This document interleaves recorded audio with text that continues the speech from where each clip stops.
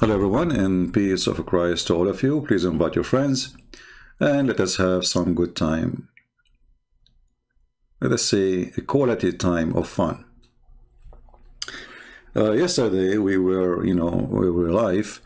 We saw some people posting that there is a debate between a person, his name is Daniel, and David, which we know David, most of you. For me, I don't really, those debate are not debate, because as long there's a moderator and there's 10 minutes for me, 10 minutes for him, people go prepare for a topic and they get some information from the internet, they put it in front of them in the computer, and they will be reading a paper. So just pause the paper and there's no need for a debate. Secondly, a debate should be between two people who they are qualified in the education, which means you cannot debate a rabbit.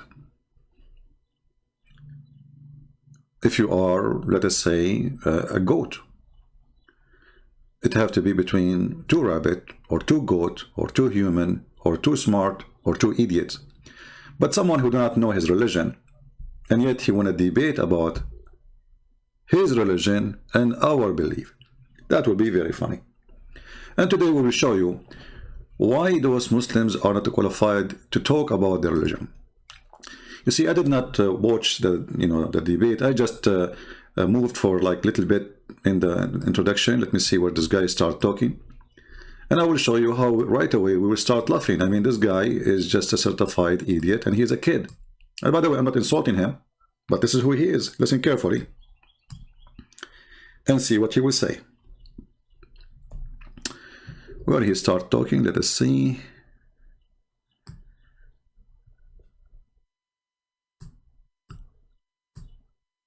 Talk is cheap. Proving what we say is different. I want to let you know, first, welcome. We're glad you're here no matter what walk of life you are from. And also want to let you know we are a neutral platform hosting debates on science, religion, and politics here at Modern Day Debate. And with that, thrilled to have you here as well, Dan. Okay, go ahead, my friend. What is this? Go. I mean, where is this guy coming from? Modern science debate. What about the women and children? Were they also killed? The soldiers say, no, we didn't kill them. Then well, hold on. We skipped. Thanks for hosting, and thanks to David, and thank you to everyone watching. The debate today is about violence and intolerance, Christianity versus Islam. Let me say right off the bat that yes, Islam has violence, and Islam is not tolerant of every belief and way of life. And that's a good thing, as I'll explain. But my problem with David Wood and other Christian apologists is that they are inconsistent and dishonest. I'm going to focus on three main examples of this inconsistency. The first is what we can call the Old Testament question. Imagine there was a hadith that described Muslim soldiers coming back from battle and reporting to the Prophet Muhammad, peace be upon him. The soldiers report that they were victorious in battle and had killed all the enemy men. Then the Prophet asks sternly, what about the women and children? Were they also killed? The soldiers say, no, we didn't kill them. Then imagine that the Prophet gets enraged at this and condemns the soldiers for not exterminating all the women and children. Now imagine that if a hadith like this existed, David Wood would have no hesitation in citing it over and over again on his channel, making a big... I mean, the debate is over. You are a certified donkey, and I will show you the hadith in 2 seconds. And then everybody will be laughing at you. You are a certified donkey. So obviously this guy did not know his religion. Because if you know your religion, you will not start the debate with this. It's challenging to find such a hadith. You donkey. And by the way, they said to me, why you use the word donkey? Can I find a better word? He started the first 2 seconds in his argument challenging. Imagine if David Wood can find such a hadith. This is the start, you donkey. This is the start of your challenge. Imagine if David Wood can find such a hadith.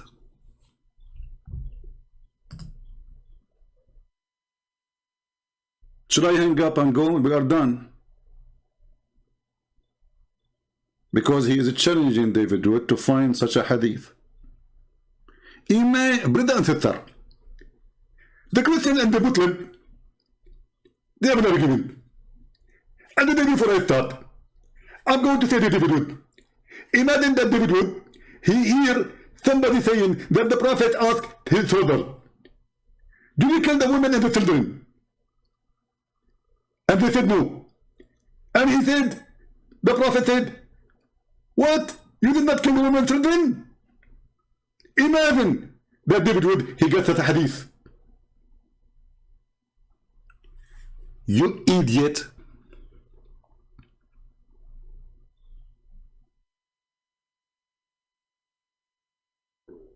This is the guy who wanna debate us, challenging us to find the hadith says that the Prophet, he encouraged them to kill their children. Yes, he did. They were asking him, when we are going to attack the enemies, we are killing their women and their children. Is that right? He said, they are from them, which means he encouraged them. He said, don't worry about it. They are from them, so kill them.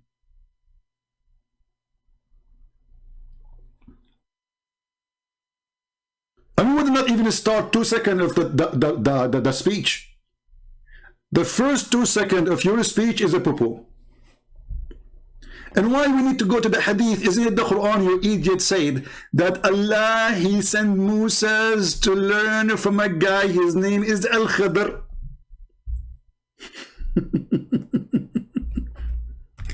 And this guy, brother, he saw a child who is, he fear, brother, that he will not be good to his parents. Okay? So he slaughtered him.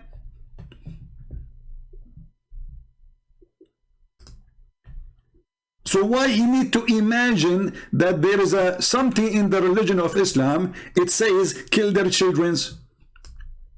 When your prophet claimed that this is wisdom, to kill a Muslim child, this child is a Muslim child, he's not even a Christian child.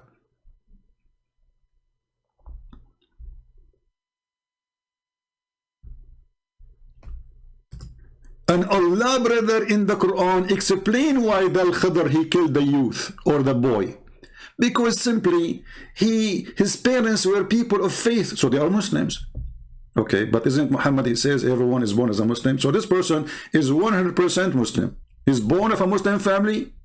His parents are Muslims. Isn't your prophet, he says that the child, he is going to be a Christian or he's born as a Muslim by nature, by fitrah, and then his parents will make him a Jew or a Christian or a Muslim. Here we go, the parents are Muslim, so even that proved Muhammad to be a fraud, because if the parents will make you a Christian or a Jew or a Muslim, the parents are faithful, so how come the child is not?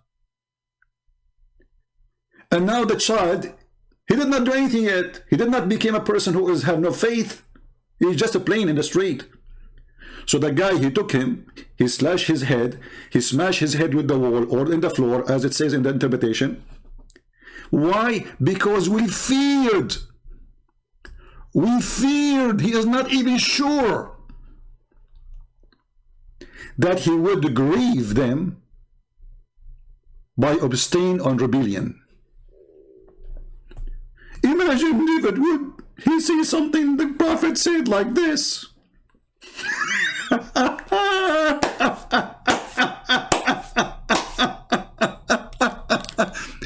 So imagine this guy was debating me, and it is not David Wood who is talking to him. It is me. The debate is over. We just showed you from the hadith, and this is authentic, Sahih Muslim and Sahih al-Bukhari. And now we are showing you from the Quran.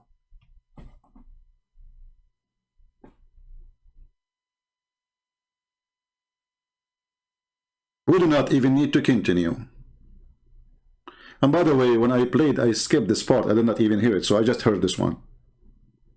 because I don't have time really to, you know, so I was moving the video to see when this guy, he, you know, like I go to the video and I look at the, like when his lips start moving in the, like what happened now, you know, when his lips start moving in the video, then I click play. I did not hear this part, I just heard this part.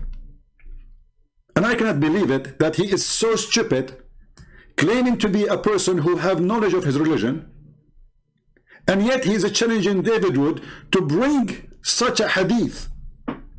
Imagine if David Wood, he knew such a hadith. Imagine. We do not need to imagine. We will leave the imagination to your prophet, who he imagined that he had sex, but in fact he did not. Who he imagined that he went to seventh heaven, but his wife, she said he did not leave the room. Who he imagined that he is bewitched, but in fact he is just a crazy person.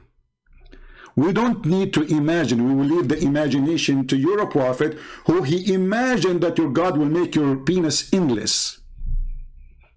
And I'm sure a person like you will be proud, at least in the front of his people, to have such a penis, because this is the proof that you are following the true God. It is the size of your penis. And I don't know how you're going to use it if it is endless and your wife is next to you. How you will have sex with her? You will make a U-turn? And what the point of this huge endless size? Are we going to use it as a pipe line for oil or internet cable? So we do not need to imagine, Abdul. We will leave the imagination to a stupid person like you, who he claim, and the Muslim, they think that he have something to say. But the second you start opening your mouth, frogs start coming out. And I am closing the sink. Thanks for hosting, and thanks to David, and thank you to everyone watching.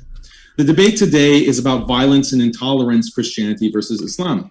Let me say right off the bat that yes, Islam has violence, and Islam is not tolerant of every belief and way of life.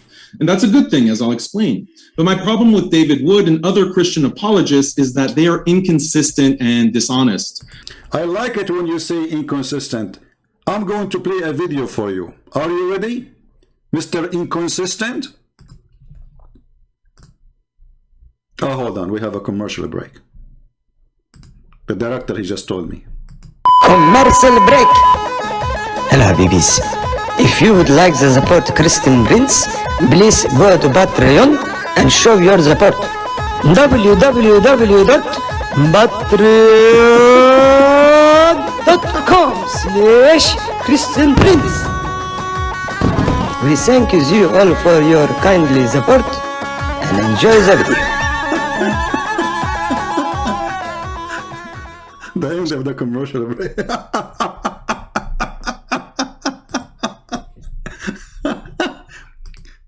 So the Christians are inconsistent, brother. They are inconsistent. Let us examine that. I mean, if I want to make a statement about every word you say, we will spend the coming century to finish this video. I mean, what's wrong with you? You are just a dump machine. You walk, you don't walk, you do poo-poo. The poo-poo is dripping from you. The Christians, my problem with the Christians apologists and someone like David Wood and Christian apologists, that they are inconsistent. Sheikh, tell us something.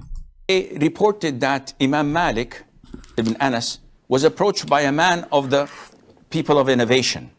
So he said, stop, Imam. Stop. Let me debate with you. Let me debate with you. So Imam Malik had some time on his Imam Malik, he have time. You know what he is doing for a living. You know, he's just masturbating, as Muhammad used to do. And even his friend, they come to the house, sleep in the house, and they masturbate. And then the wife, Aisha, in the morning, she said to them, oh, hold on. If you want, I can teach you how to take it off, because this is what I do to the Prophet. I scratch it with my fingers. So Imam Malik have time. He just finished masturbation. Free time. So he said, okay, then what? So the man says, if I beat you in my argument, in debate, you follow me. And if I don't beat you and you beat me, I follow you. Okay, okay. So Imam Malik says, okay. Okay. So he accepts the terms and the condition. In 2 seconds, he will refuse the term and the conditions. I mean, do you see the stupidity of those who claim to know Islam? He just said, okay. Well, he just told you, if I win the argument, you leave your religion, you follow me. And you said to him, okay, what he said next, listen and laugh. Let's assume I followed you and you beated me. Then we both met someone who debated with us and he beated us. Okay. So the man says, that must be a Christian prince. We have to admit. Okay. We follow him. He said, my son, the religion of Allah is one. And I see that you keep on hopping from one religion to the other. Uh-oh. The one who keep hopping from one religion to other is a stupid. What isn't this is the case of Muhammad? How many religion Muhammad he changed? 40 years of his life, according to Muslims, he was not a Muslim. Now I know this guy will say, no, he was a Muslim, he was following Abraham. Well, you idiot, the Quran say clearly that your prophet, he was not following anything. He do not know what faith, and he do not know what scriptures. You notice that those who claim to have, let us say, they can answer us or can refute us, they don't really use their Quran to prove any point.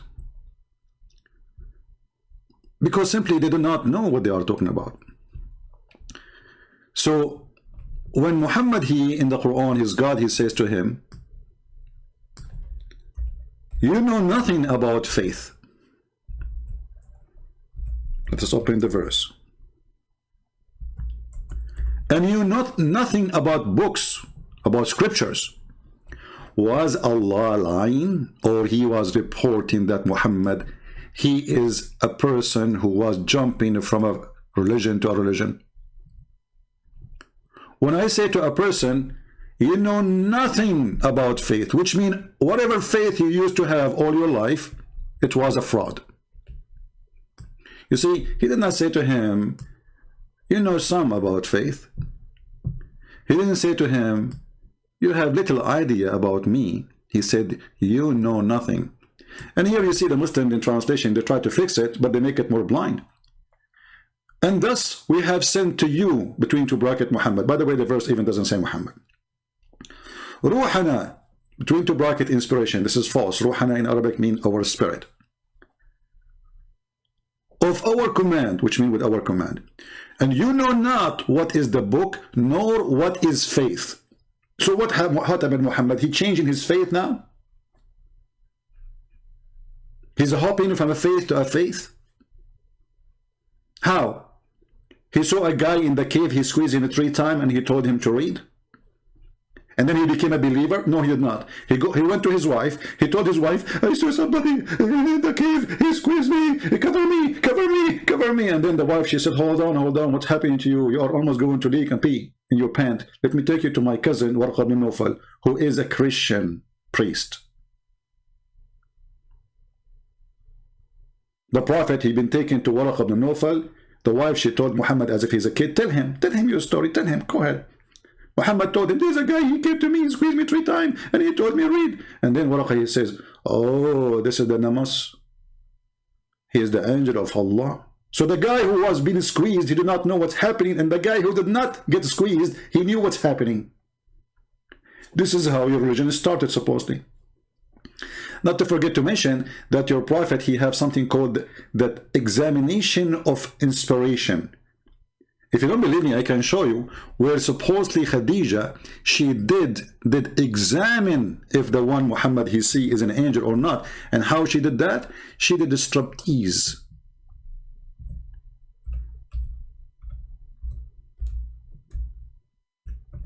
And as long I don't like to say something without showing a reference, let us find it.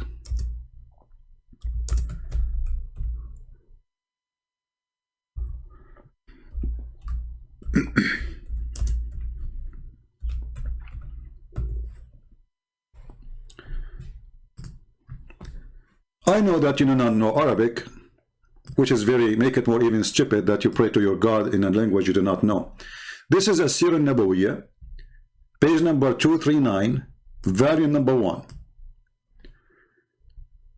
What it says here, Imtihanu Khadija Burhanul Wahi. Khadija examining the proof of Muhammad receiving inspiration from Allah. How? Muhammad, he sees someone sitting in the corner. And as usual, Muhammad, nobody see what he see. Because Muhammad, he have an X-ray vision. I mean, the angel in the corner, but Khadija next to him in the bed, she cannot see the angel, but Muhammad can see him. Look like the angel, he have an equipment who he can blind a person and the other person still can see. In other way, he was invisible for a person, but he is invisible, or yeah, he can be seen by the other person. If we translate what is in front of us, we will see that Khadija, she said to the guy, or Muhammad, aka Allah, oh, when you see your friend, which means the angel, come to you, let me know. Let me know, Habibi, let me know. So Khadija, Muhammad, he said, Khadija, I see him, I see him. So she said, okay, if he come to you, tell me about it, which means Jibreel. Okay, so he came. This Jibreel, he came. But Muhammad is not sure now he is Jibreel or not, remember. So Khadija, she said to Muhammad, okay, Habibi Muhammad, get up, my cousin, and sit in my left thigh. What?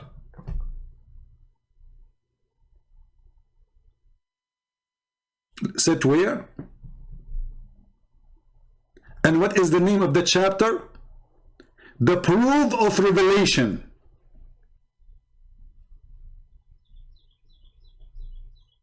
What is the proof of revelation in Islam? Is the left thigh of Khadija and the right thigh of Khadija and the ass of Khadija, and I'm not going to mention the third one. So the guy Muhammad, he go and stand up and he sit on her lap, and she said to him, okay, do you see him? Huh? He said, yes, I still can see him. She said, okay, turn around and sit in the right thigh. Look, is that going to make a difference now? I mean, look at this story, how serious it is. Because there's a difference between sitting, maybe in the right, maybe if he sit in the right thigh, Muhammad will not see him no more. Because location, location, location. I mean, everything is about location in Islam. Look, what this religion is about. This guy is coming to debate us about a prophet. This is your prophet, or this is what is this? And then she said, okay, sit in the right thigh. She said, do you see him? He said, yes, I see him. She said, okay, now turn and sit in my lap, because this is the position of sex. She said to him, do you see him? He said, yes. And then she started taking off her clothes, and she said, do you see him? He said, no. She said, rejoice, my cousin, for by sure, for Allah, by Allah, he is an angel, not the devil. Look at this. So you potato, you are coming to debate us about a prophet who he himself could not even know if what he see is an angel or not, and his wife, she have to do striptease, moving him like a potato, like a puppy, in the top of her lap, from the right leg to the left leg like a monkey, and she keep asking him, do you see him? Yes, I see him. Okay, sit in my lap. Do you see him? Yes, I see him. And then when she take off her clothes, she said, do you see him? She take down her veil. This is the translation of Google. Do you see him? Well, the Muslims, they say that this is a proof that this person who Muhammad is seeing in the corner is an angel. Why? Because, well, she is getting naked, and an angel don't like to see naked women. Well, I say, this is my opinion, by the way, I think that the angel, he don't want his eye to be hurt, because obviously she was very ugly. So he ran away. The angel was watching, he was saying, please don't take off your clothes. Don't do it. And here we need to ask the Muslims who they claim to be smart, where Khadija she learned this trick? Like she used to encounter angels every day and she stripped to the previous husbands too. Maybe Khadija, she was a striptease lady and she have a lot of expertise with angels. And as long Khadija, she knew that the angel, he will not be staying in the room if she take off her clothes. So what the point of sit in my right leg and left leg? Just strip and finish it. Take off your panty, see him to him, say, Muhammad, do you see him? He will say no. Tell him this is an angel. When I say stupidity is amazing, I mean it. Guys, shall I continue in getting this guy busted, or we are done? I mean, this is too much, isn't it? Shall we continue? Let me know if you like me to continue or done, because he is not really worth it. He's just a kid, you know. Actually, what made me upset from David Wood, where he got those kids? You know, he collected a bunch of kids from the street. Like Mimi Hijab is a kid boy. Nobody even listened to him. He was a street corner shouter. Even Muslims don't listen to him. He made him famous. Why you do that? If you want to debate, at least debate somebody he have knowledge in his religion. Don't debate kids. It lower. You see, I open my sky for everybody to call me. I don't consider this is a debate. Yesterday, a kid, he is 14 years old, called me. Can I call it a debate? Ultimate 40 called me. Even Ultimate 40 called me. Can I call it a debate? Go, brother. Tell us more, brother. I'm going to focus on three main examples of this inconsistency. The first is what we can call the Old Testament question. Imagine there was a hadith that described Muslim soldiers coming back from battle and reporting to the Prophet Muhammad, peace be upon him. The soldiers report that they were victorious in battle and had killed all the enemy men. Then the Prophet asked sternly, what about the women and children? Were they also killed? The soldiers say, no, we didn't kill them. Then imagine that the Prophet then imagine, your Prophet did that, you idiot. gets enraged at this and condemns the soldiers for not exterminating all the women and children. Now imagine that if a hadith like this existed, David would have no hesitation in citing it over and over again on his channel, making a big deal about it, denouncing Islam for it, and generally characterizing Muhammad as an evil, bloodthirsty man. But the reality is there is no such hadith. Yeah, there is no such a hadith. Christian Prince was showing you a hadith does not exist. And this hadith was in Bukhari and Muslim. But it does not exist. In reality, there is no such a hadith. Imagine. Okay, we finished the part of imagination now. Continue. Let's see here.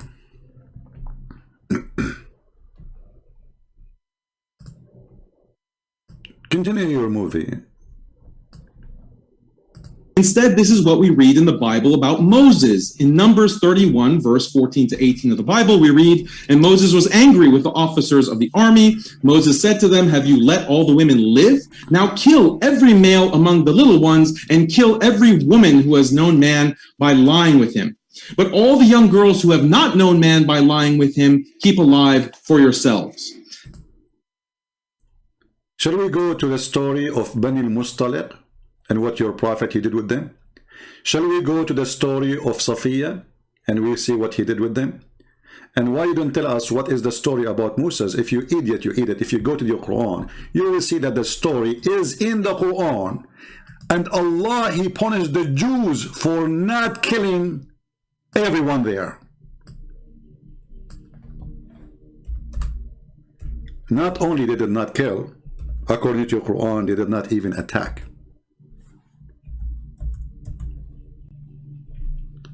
So your God, he enforced a penalty because the Jews refused to kill those who live in a country called, supposedly, according to the Quran, the translation for sure, the Quran never mentioned the word Palestine. So Allah, he said to Moses, tell your people, all my people, enter the Holy Land, which Allah has assigned to you, and turn not your back. In what? In fight. Okay, what we will do there? We will kill everybody. They said, Moses, this is a holy land. Okay, well, Moses, in this holy land, there's people of a great strength. You shall never enter it. So the Jews refused to kill. Which story is true? The one in the Bible or the one in the Quran? Then there's only two Muslims, Muslim Jews here. They accepted to follow Moses to do the attack so they can kill the women and the children. And the Quran described those two who they say to Moses, let us assault them at the gate. And for the rest of the Jews, Allah, He made them lose the land or direction for 40 years for refusing to kill every single man and every single woman and every single child. You are a certified idiot.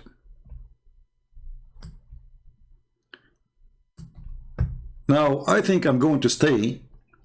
If this guy, he said 2 words, I will make a comment. I better maybe move it a little bit.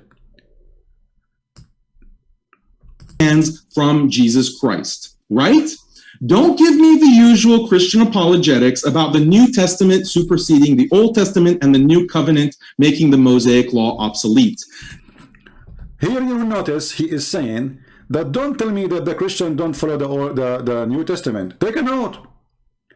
In the minute 20 and the 22nd, he just admitted that a Christian should not say, don't tell me that you Christian do not follow the Old Testament. Did he say that? Because later he will say, no, you are not. You don't have Allah.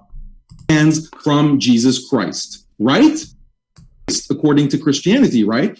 So when God in the Old Testament in 1 Samuel 15 commands Saul to kill women, children, and even infants, that's again a certified donkey, because the story of Samuel is in your Quran, you idiot.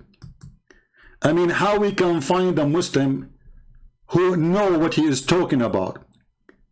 If you go to the chapter 2, verse number 246, you idiot. It says that Allah, He sent to them, to Samuel, He sent angels to kill everybody.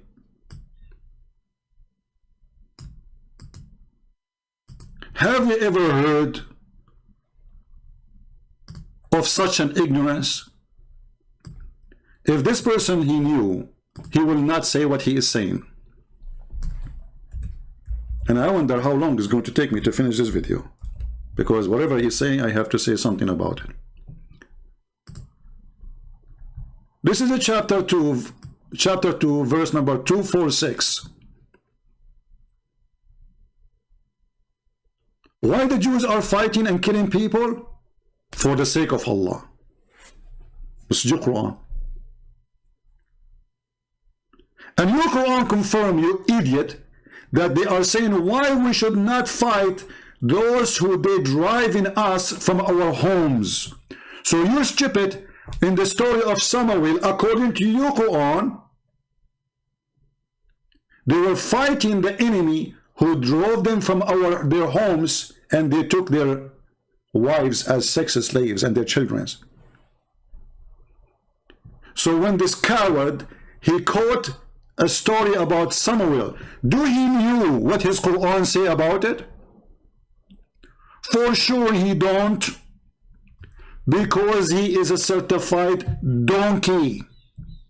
And I apologize for insulting donkeys if any of them present with us today, because they will get upset. They have feeling too.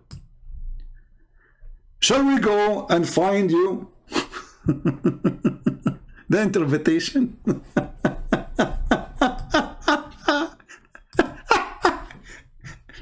Imagine this guy was debating me. I mean, this is why they don't get close to me. Hey kid, do you have the courage to have a speech with me for like 10 minutes? Do you?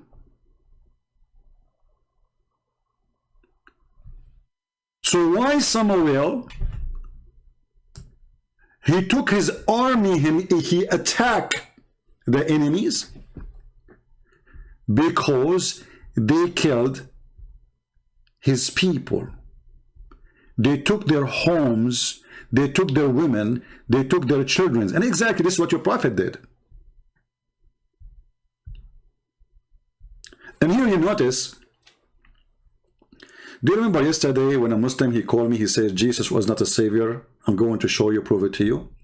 And then when I showed him the answer from his Quran and from his Hadith, he said, you run away to the Quran and the Hadith, which means he admit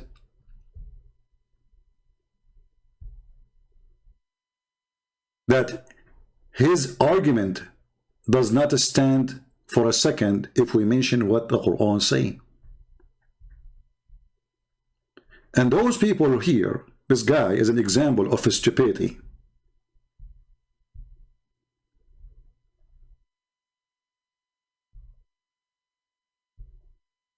If we go right now to the official government website of the Kingdom of Saudi Arabia or any Islamic website, are we going to find the story of Samuel or not?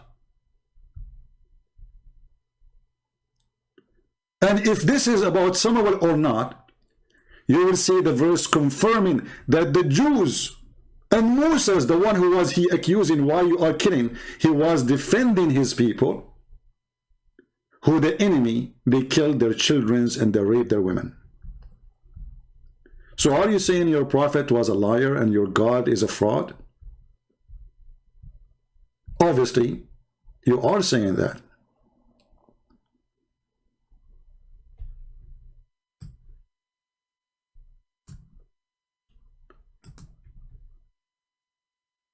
Let us go and see the interpretation for the verse, so the Muhammadan, they will not say this guy is making things up. Now, which interpretation I should show you? Al-Tha'labi, Al-Qurtubi, Al-Baghawi, because all of them, they say the same. You are a certified donkey, my friend.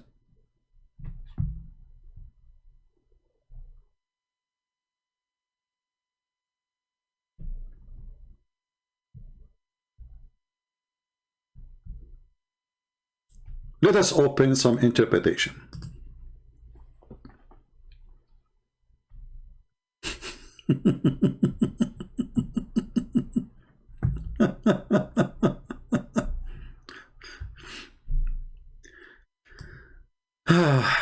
Tafsir al-Baghawi. Tafsir al-Baghawi. Page number 296. Volume number 1. And here it says that the real name of this person we are talking about, his name is Shemuel. Muslims always, they have their own funny way to say words. Shemuel. So Samuel became Shemuel. All right? So, you go read here. Let us see what they did.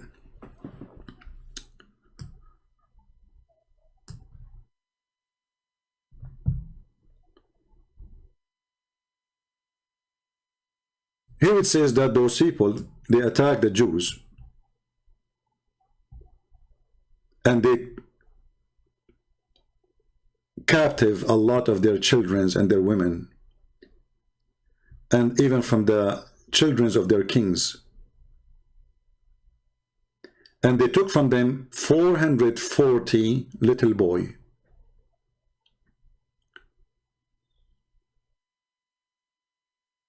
Now the rest of the story is really, funny.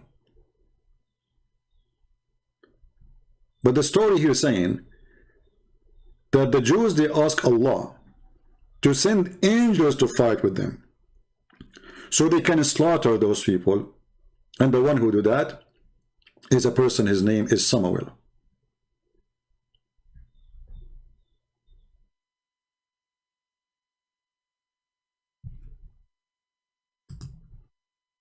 Different interpretation.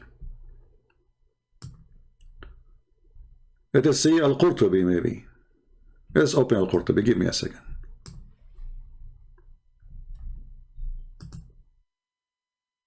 So people will laugh at the stupidity of this religion. Garbage in, garbage out.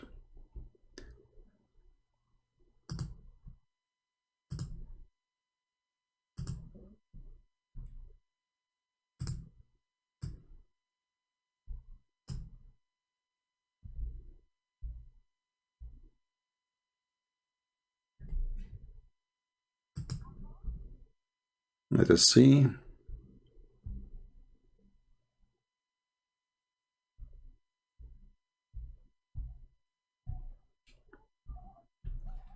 Let us use this translation here. We will use this one. You know, always, I will give you the link. So you can use Google Translation from your side. Let me post it for you. You will see even in the Islamic translation, they are saying that those who Samuel was fighting, they killed every single woman. They killed what?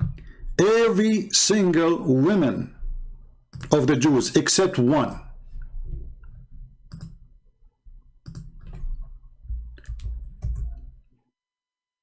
The coward,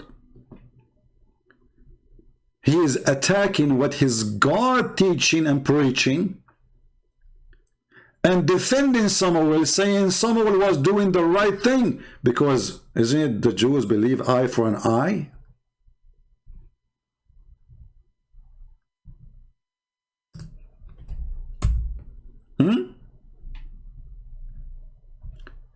Let us use Prophet Google translation and let everybody laugh at you, idiot.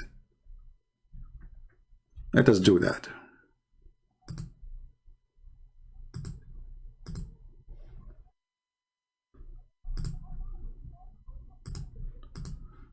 All right, we open it in Google browser so we can translate.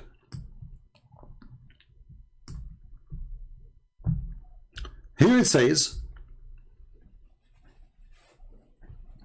that those people are people from the children of Jalut, and they are living between the Sea of Rome, which is the Mediterranean, and Egypt and Palestine, and they are giant, and they were victorious on Bani Israel, the children of Israel, and they took most of their land, and they captured many of their children, and they capture many of the children of their kings, and 440 of them. And then here it says,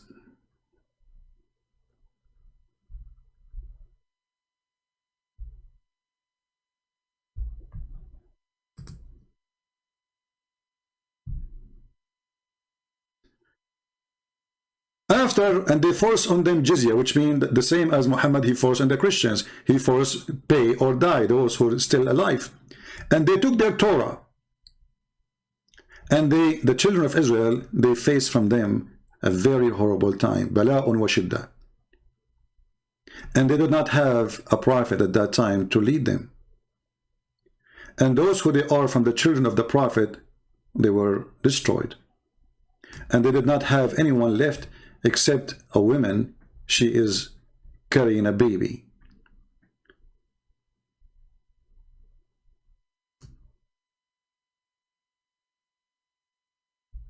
And they ask Allah to send a child. So now the Jews, they have only one woman. I mean, look at this story. There's only one woman left. And she is the one who is going to save the nation. And this woman, she gave a birth to a child. His name is Shemuel or Ishmael, which means Samuel. And the woman, she said, Allah, he heard my dua, my prayer. And she taught him the Torah, and he grew. And one of the elders, he take care of him to teach him. Then Samuel, he came to him, an angel, his name is Jibreel, while he was sleeping, next to this old man.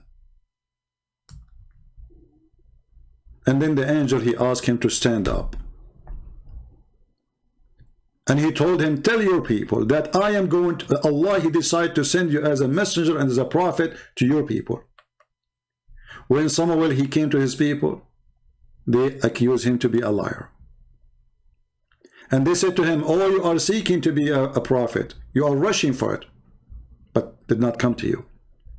And they said to him, إِن كُنْتَ صَادِقًا فَبَعَتْ لَنَا مَلَاكًا or Malakan, if you are truthful, well, send us angels, ask your God Allah, angels, so he can fight for us for the sake of Allah as a proof of your prophethood. And then this is what happened. Allah, he sent angels and they slaughter all the enemy. So this idiot, he was making fun. Let us now click at translate. And I gave you the link already, right? I gave you the link. Actually, this link I gave you is very long. Let me hold on. Let me make it short. Let me give you a different website. Just give me a second. Because this link is very long. I mean, there's many interpretations in the same page. So I want to give you a page which is directly for this interpretation, so you will not be confused. All right, this is the interpretation, the same interpretation we are reading, but this is from the official kingdom website of Saudi Arabia. Let me know, please, if the website is opening fine.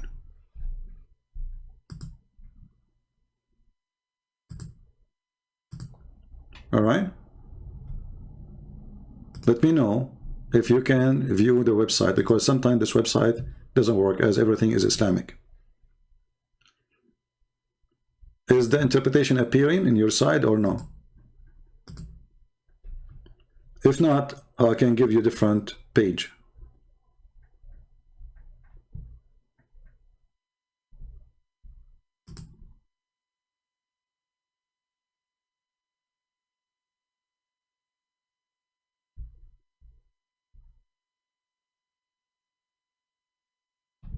Is it working?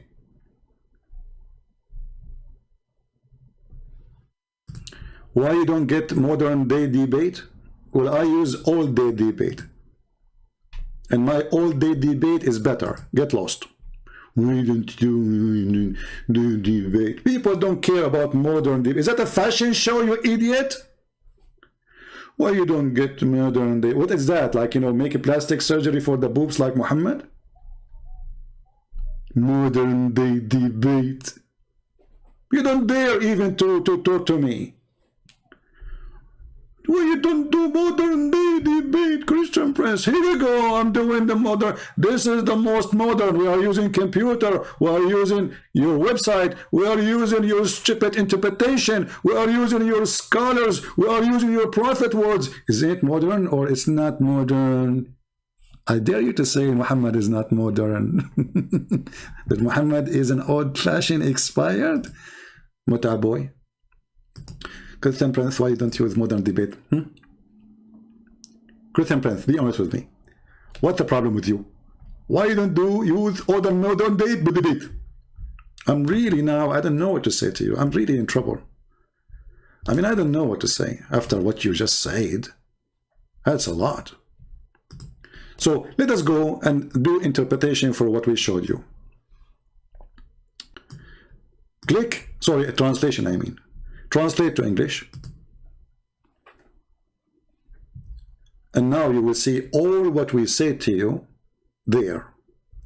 How Samuel, he become a prophet, and how he was the only left child which is born after the enemy killed everybody, because only one woman, she was still alive.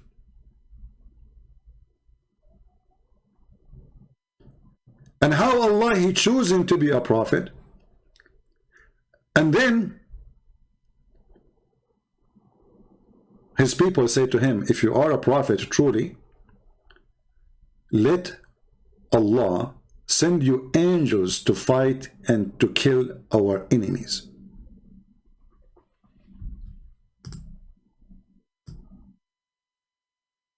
Translation here says the word angel, always translated as a king. The fact this is the word angel, malak, because it's confusing. Malak can be, you know, like from Malik. So if you are a prophet, if you are claiming to be a prophet, well, ask your God to send angel or angels so we can attack the enemy and kick them away from our homeland. And we free our people from slavery. So this guy, he was attacking the story of Samuel because he did not know, this donkey, that this is a story is exists in the Quran, and his own version of explanation get him busted.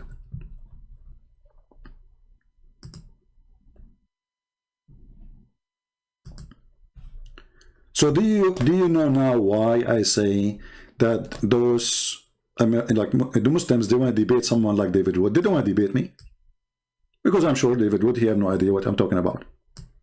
I'm not putting him down, but this is a reality. Because if he knew, he would say to him, well, hey, let us open the Quran. The story of Samuel is there.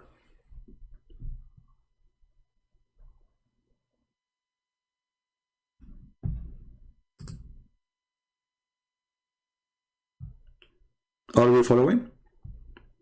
When I criticize a Christian, I never put Christians down.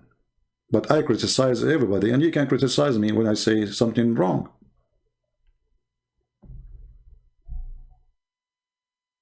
When we say we are debating, that means the two people who are debating, they have a qualification. And obviously, the qualification is missing from both sides.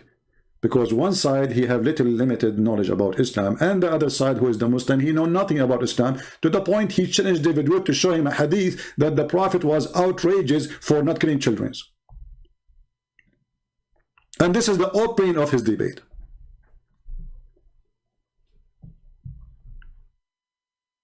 Shall I continue? I mean, this video will take with me forever, because every second this guy, he says something, he make poo-poo. Seriously. I mean, we did not even play from his statement even 1 minute yet. It is a minute, and now we have 52 minutes respond, proving him to be stupid idiot from his book. So how we can finish a video of 2 hours?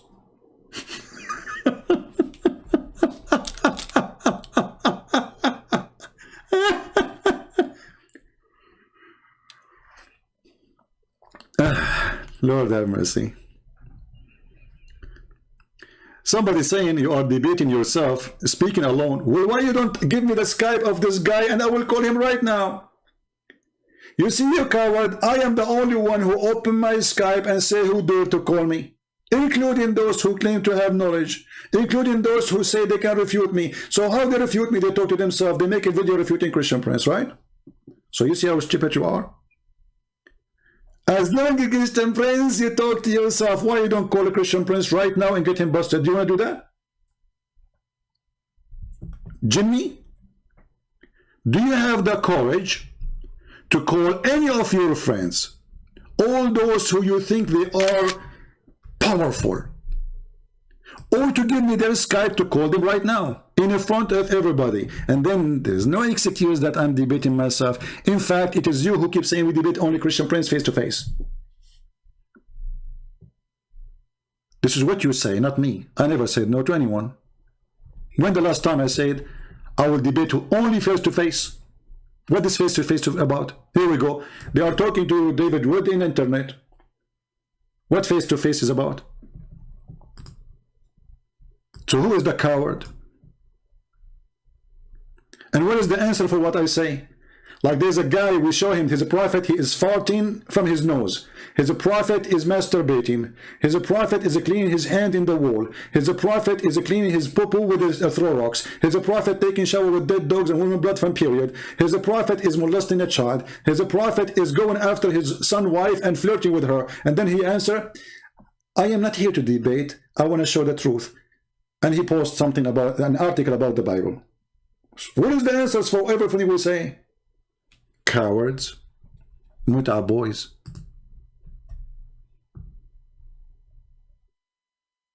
Muta boys.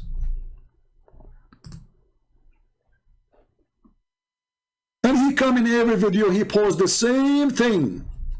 I'm not here to debate. And he posts the article, which is funny, and he don't dare. I say to him, why you don't call me and let us see if you can, if you dare to speak about it.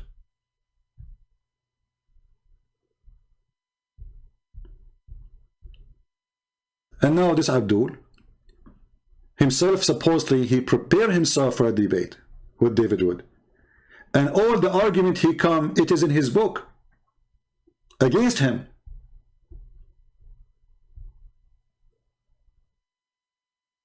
Actually, every Muslim should be laughing at him now.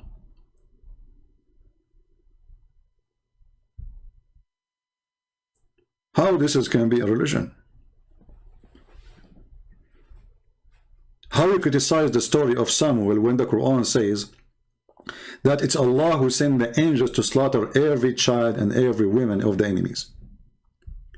How you criticize the story of Samuel when it says in your stupid book that those people, they slaughter and they killed all the Jews and all the women until there's only one woman left, and she is the mother of Samuel? What happened, my friend, that those dummies, they are dummies. And we are in the time where people, they praise dummies. And because they are dummies, they don't dare to speak to someone knows and can get them busted in a second.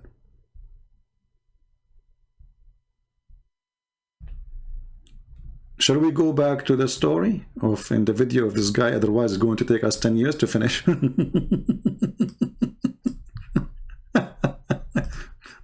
Okay, boy, tell us more, brother. It's really Jesus who commanded that. When God in the Old Testament, in Numbers 31, 1 through 24, commands the believers to take virgin girls as sex slaves, that's really Jesus who commanded that. When God in the Old Testament, in Exodus 30, we just showed you this is Allah who command that. But remember, he just said this is Jesus. Remember that. The one who command Moses is Jesus. The one who command Samuel is Jesus. Take a note. And this is in the minute 1948. 34, 11 through 17, commands the believers to destroy the Canaanite altars and destroy their idols and symbols. That's really Jesus who commanded that. This is Jesus who commanded that, remember. Take a note. In a minute after, he will deny it is Jesus.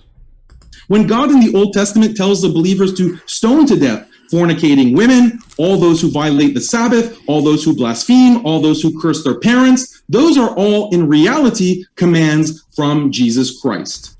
Do you hear it? Did you hear it, Muslims? All of those are in reality the command of Jesus Christ, so he admitted that Jesus is God. But this guy, he will make a big poo-poo right after. He is going to challenge David, and he will say to him, well, Jesus did not bring any law.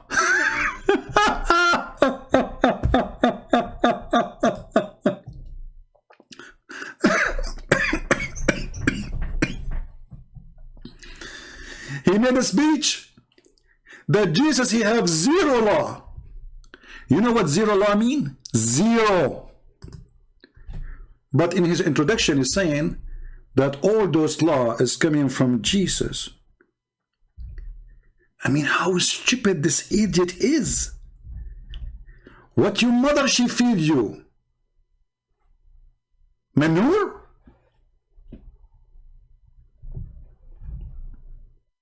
Right?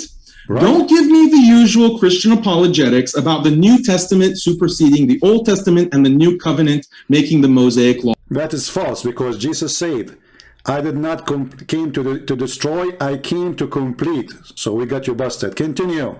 Obsolete. That is missing the point. The point is, according to Christianity, Jesus is the God of the Old Testament, which means Jesus commanded all that killing and stoning and slaughter, all the massacres, all the bloody cleansing of the earth that's described in the Old Testament. All the bloody things happening in this earth is the command of Jesus. Let us continue. Those are all coming from Jesus, and in fact, they're endorsed by Jesus for a 1,300-year period from Moses' time until Jesus' time. So you can't present this modernized picture of Jesus only preaching peace, love, and nonviolence. Jesus, according to Christianity, is quite a vengeful and wrathful God, or at least he was in Old Testament times. How can a Christian who has to believe all this about Jesus Christ turn around and criticize Islam for violence, especially since, according to the Bible, Jesus even calls for killing women, children, and infants? There's nothing like that in the Quran. You see, there's nothing like that in the Quran. We just showed you that this is in the Quran. big mouth, potato, and everybody is laughing at your religion now. And not only that, the Quran refuted you that these people, they are fighting and killing the enemies as they kill them. As you mentioned the story of Samuel, that only one woman left from all the people of Israel. Only one woman left. This is according to your stupid book. And hadith. So isn't this the most outrageous double standard? Exactly. David Wood, please explain this. Explain how you can criticize Islam and smear the Prophet Muhammad ﷺ as a violent, bloodthirsty warmonger, when according to your own theology, your God, Jesus Christ, also commanded and approved of all these things and more. So David Wood, you're extremely dishonest when you criticize Islam, and in fact, Christians should really hate you for what you're doing, because you're essentially trained. David Wood, we hate you because we found that Allah is the one who ordered the Jews to attack the Palestinians in the Quran in chapter 5 verse 21, and we found that it's Allah who ordered Samuel to take an army of angels to slaughter every one of the enemies. We should hate you because this exists in the Quran in chapter 2 verse number 246. This is double standard, David Wood. We should hate you because Muhammad, he says, kill them, they are from them, those children and the women. We should hate you. You have double standard. And all those orders are from Jesus Christ.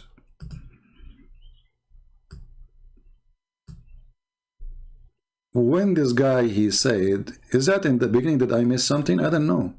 Because later he would say, I'm trying to skip it, because this will make the video English, by the way, where he just said that Jesus did not bring any law. Let me see if I can find it. Anyone knows what made he said that? Warfare and so forth. As a Muslim, I gladly concede all of Okay, hold on. Let me see when he start talking about Jesus, he have no law.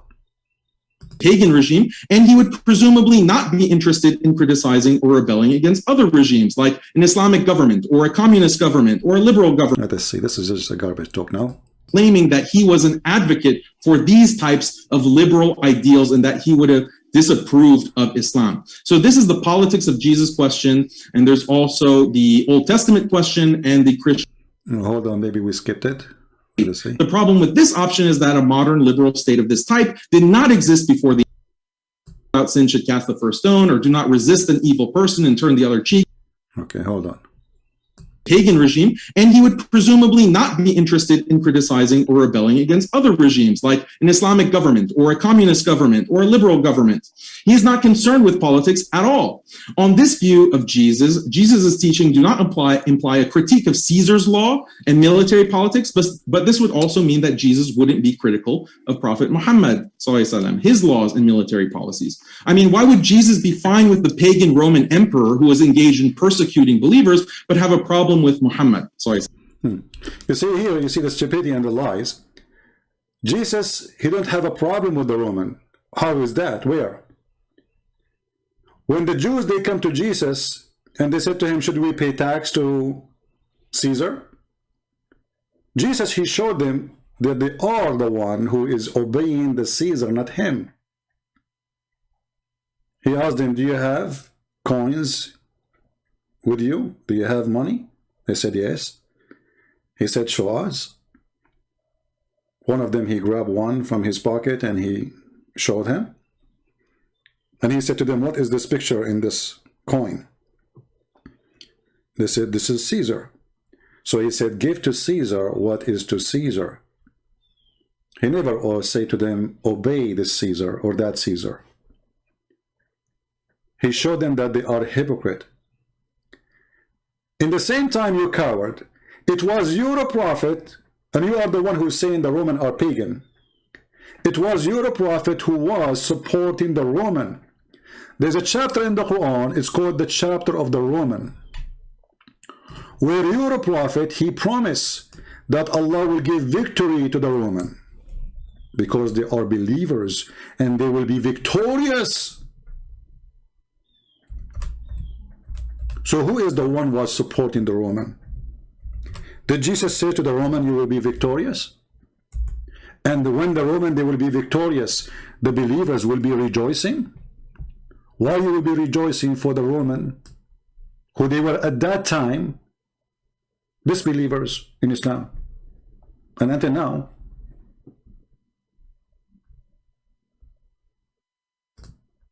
And when the Roman, they will defeat their enemies, which is the Persian, the believers, the Muslims, will rejoice that victory is given from Allah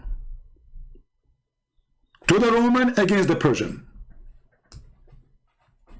Again, this guy, he do not know what he is talking about. Jesus never praised the Roman. Jesus, he never adopted the law of the Roman. And you idiot, you just confirmed that by saying that all the law of Moses is coming from Jesus.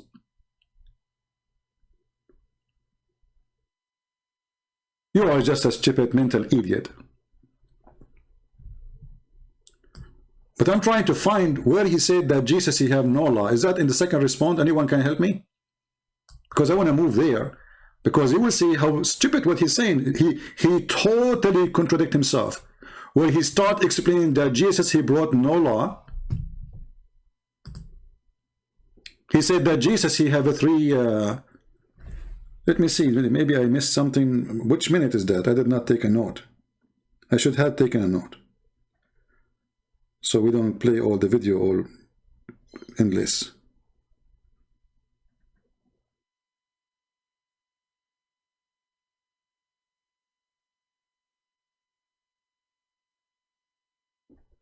Yeah, I did not take a note when he said that. Which moment? If anyone knows what moment he said that, let me know.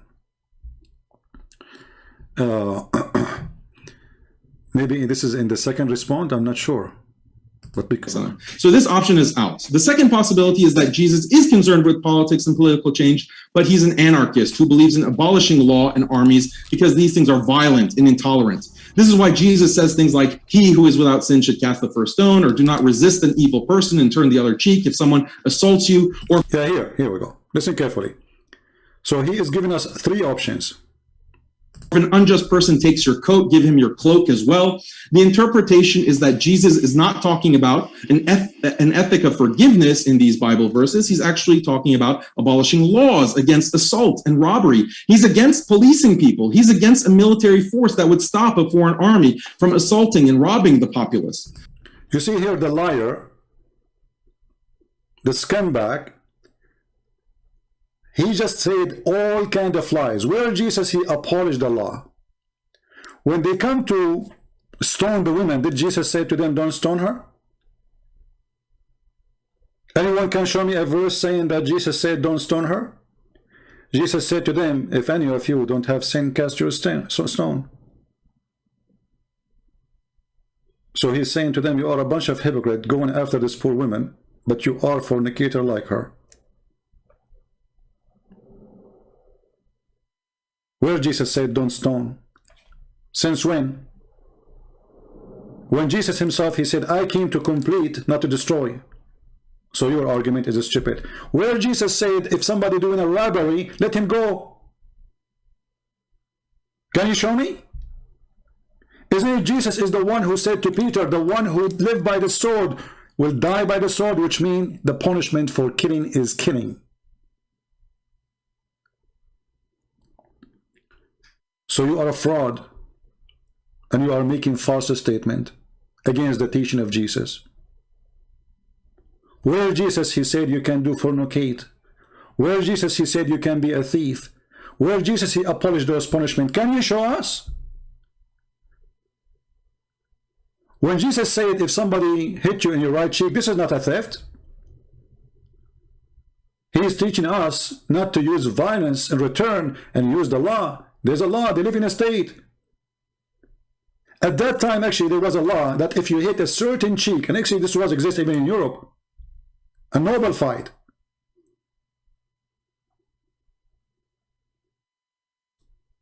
That if you use a certain hand, you go to jail.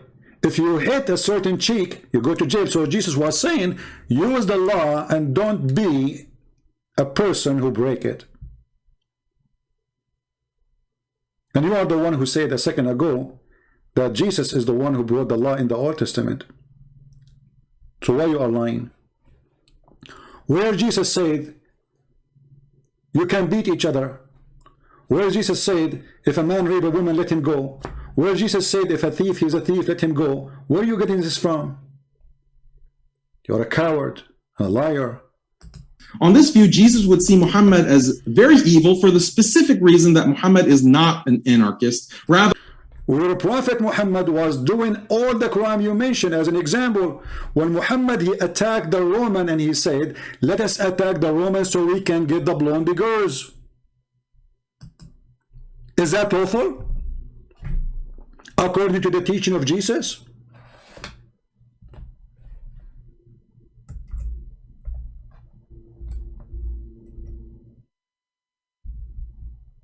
Is that lawful according to the teaching of Muhammad? Let us open the reference so they will not say I'm making things up. Why Muhammad he attacked the Roman? Did the Roman attack Muhammad? Never. He said attack the Roman so you can capture the blondie girls.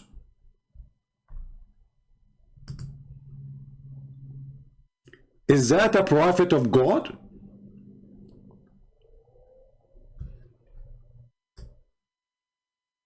This is the interpretation. You can open Al-Qurtubi, you can open any interpretation you want. This is the Durr al-Manthur. A man, he said to Muhammad, stop, tempt us with women. This is in your stupid Quran. But why he said that? Because Muhammad, he said, attack the Roman so you can get the blondie girls.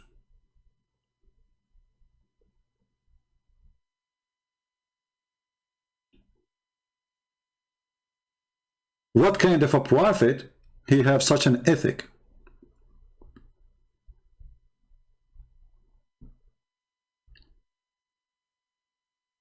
Is that from God?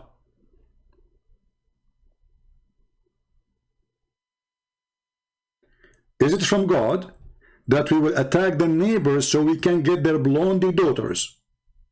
I thought your prophet was doing jihad for the sake of Allah. It turned to be that his jihad was for the sake of a blondie women. He did not say to his followers, let us attack the Roman so we can convert them to Islam.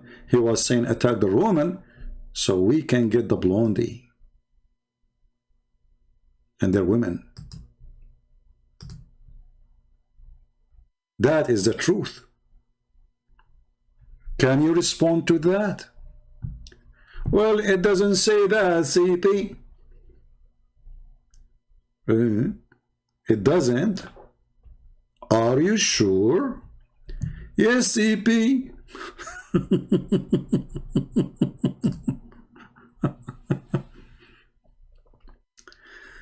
Oh, Lord have mercy. Let us see.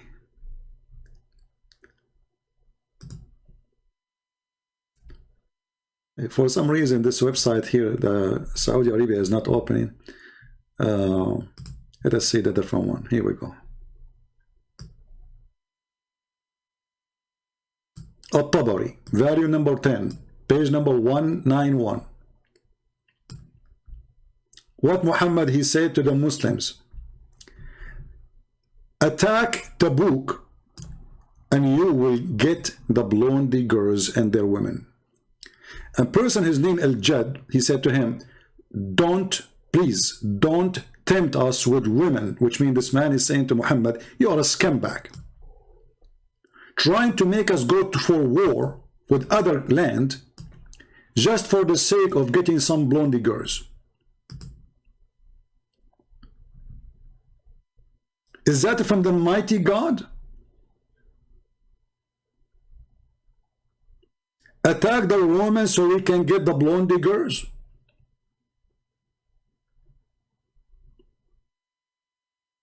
And here, if you use Google translation, you might find it says the word yellow. The Muhammad, he used the word yellow for the blonde.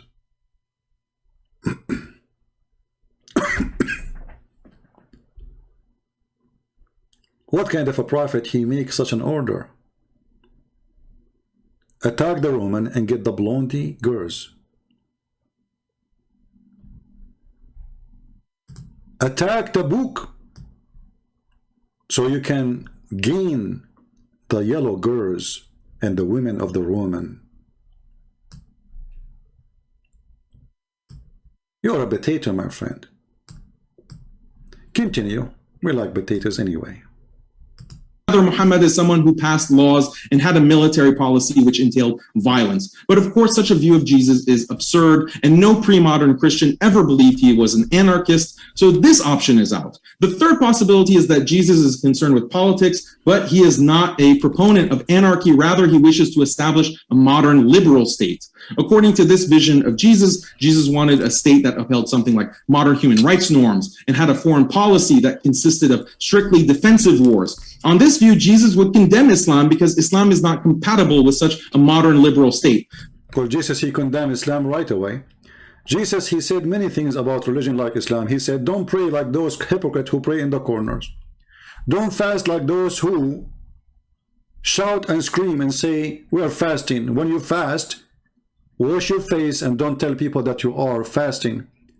Jesus condemned child molester like your prophet. He says, it is better for a person who harmed the little one to put a milestone in his neck before he harmed the little one and throw himself in the deep ocean. My Jesus, he said, it's better to take your eye out of your head, better than your eye leading you into hell. And this is talking about fornication. Your prophet was a fornicator. And your prophet was a child molester. And your prophet used to look at women, and he keep looking until he get tempted, and yet he claimed to be a prophet of God. Who said that Muhammad is not mentioned by Jesus? Jesus said, be aware of false teachers, and all the teaching of your prophet is false. Since when we can find that Jesus said to a woman, give your breast so a man can suckle her? This is the law of who? The law of God?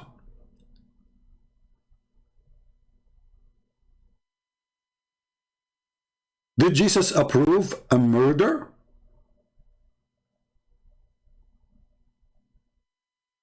Isn't it the Quran says that Allah, he told the Jews that don't kill a soul, commit no crime? And this was an order to the Jews, which means this is in the Old Testament. So when you say, well, the third Jesus, then he should be condemning Muhammad, he condemned Muhammad all the way. Jesus, he said, it's not what go in your mouth make you dirty. Muhammad, all of him he is so dirty from inside and outside.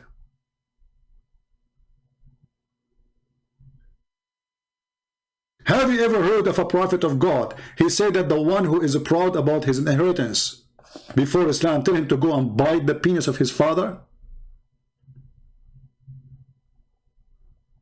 Is that a word coming from God? Did Jesus allow the Christian to do mut'ah and have 3 night stand for sex? Is that your God teaching?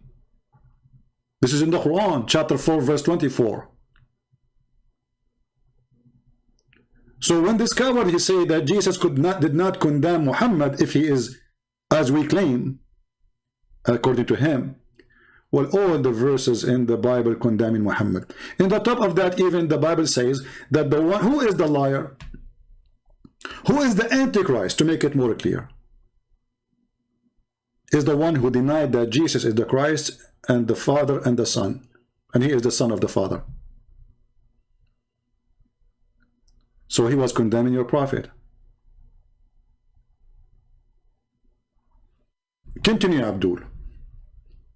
The problem with this option is that a modern liberal state of this type did not exist before the Enlightenment in the 18th and 19th centuries. Furthermore, modern liberal secularism was primarily created by atheists. Here is just stupid, he forgot to tell you that Jesus, he did not have a state to make a state law. I mean, how stupid, how naive, how dumb you are. Was Jesus a king of a state and he have ministers? Do he have an army and soldiers? Did he establish a government? What are you talking about? How silly you are, just a teenage kid. That can be a question if Jesus was ruling the country and he put a law into test. Then we can question the law he made into test. Look like this potato, he is even denying the Quran, that even the Quran says that Jesus, he needed support, and this is where the word Nasara is coming from. He said, who is going to help me? The disciple, they says, us.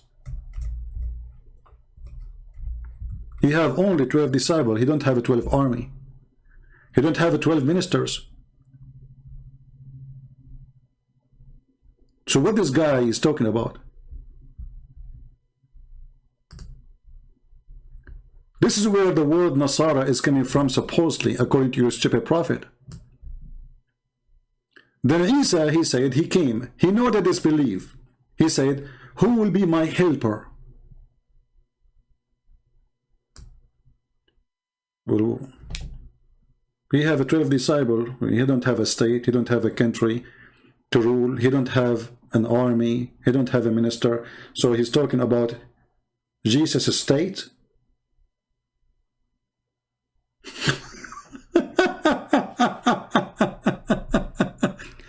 If Jesus have a state, you donkey, then why your God Allah, he run with Jesus to save him from the cross?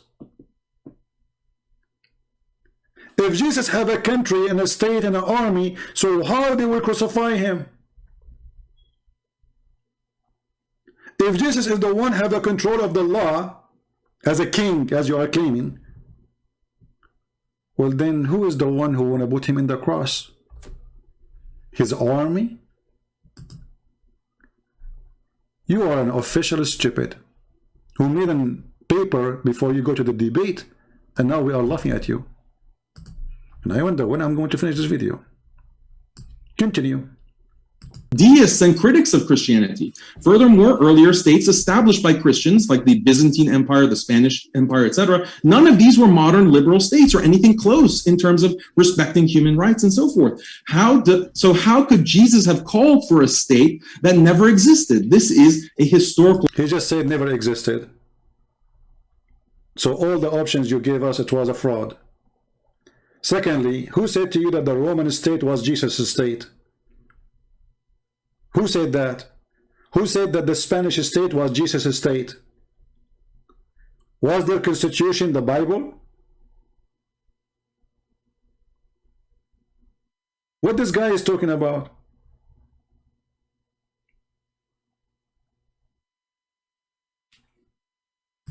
Error. So this option is out. Furthermore, Christians should consider what is involved in a modern liberal state. It involves, among other things, protecting the free speech of people who blaspheme God, facilitating sex outside of marriage, which just...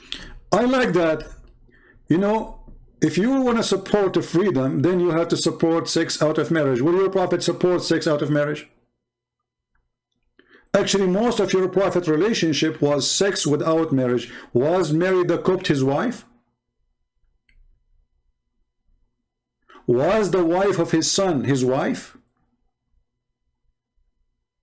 When your prophet, he went to the house of his own son and he flirted with the wife and he said to her that, my Allah, he made my heart flip for you.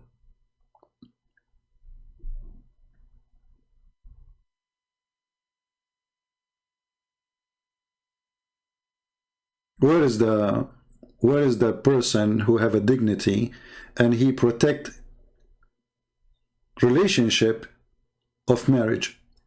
Isn't it your religion says that if you have a daughter, she is not from marriage, you can have sex with her? Let us show the reference. You Muslims are the one who protect the family and relationship of family and marriage and the value of marriage. Not our people.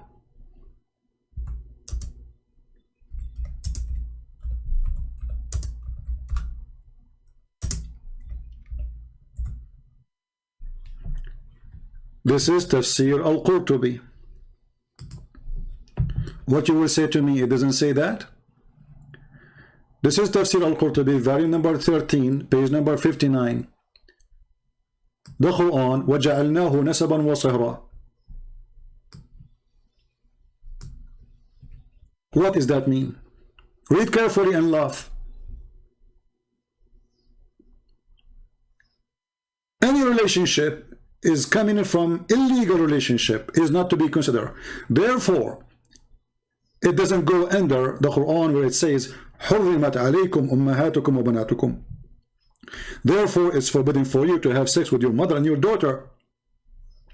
So to make it simple, the Quran have a verse saying, you cannot have sex with your mother and your daughter. But at the same time, the page here saying that if the daughter, she is a daughter from adultery, she is not your daughter, so you can have sex with her and F her. This is why, according to Islamic law, and this guy will talk about justice and law, is that a justice that a child, he is born of fornication, he cannot have a child support? What kind of justice is that? Is that justice that a child, he is born of a fornication, we can F the child? And yet he is my child? Isn't it true that a child of fornication, he cannot even take his father's name? What kind of religion? It says that it's okay to have sex with your own little girl, daughter, if she is a daughter from fornication.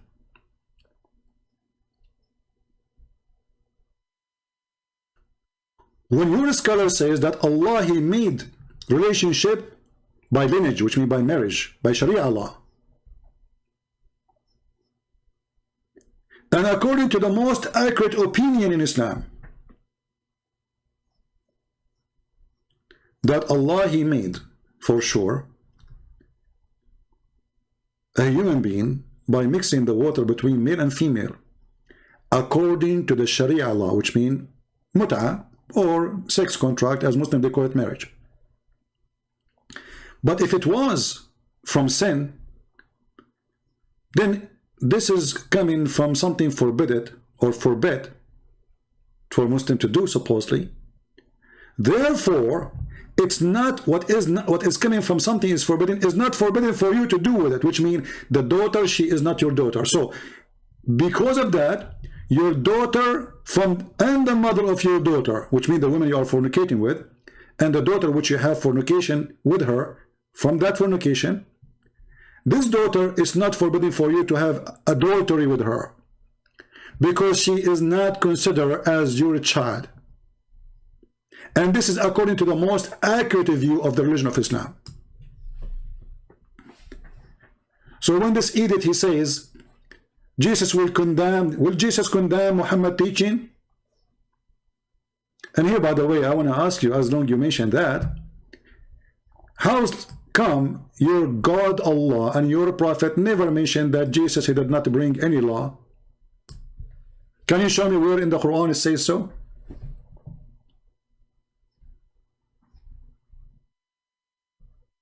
Destroys traditional family and gender roles. Where is that?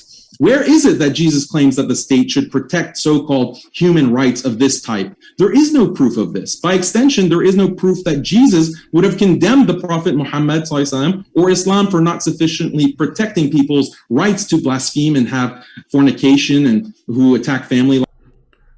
Here you notice the stupidity of this person. Well, didn't the people, they call Jesus names? Did he kill them? Jesus in the cross, when the Jews, they were blaspheming him, making fun of him, crucifying him, what his response was? Father, forgive them, they do not know what they are doing.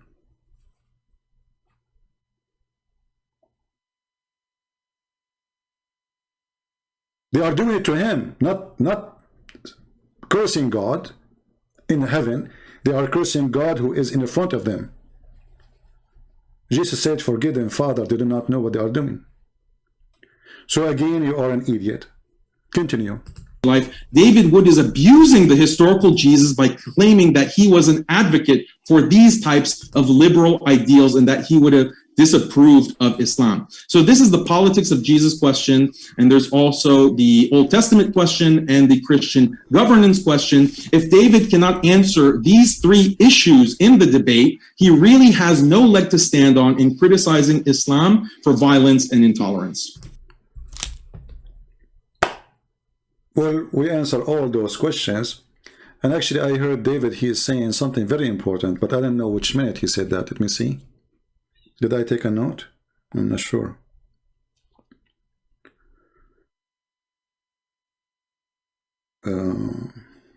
Let us see.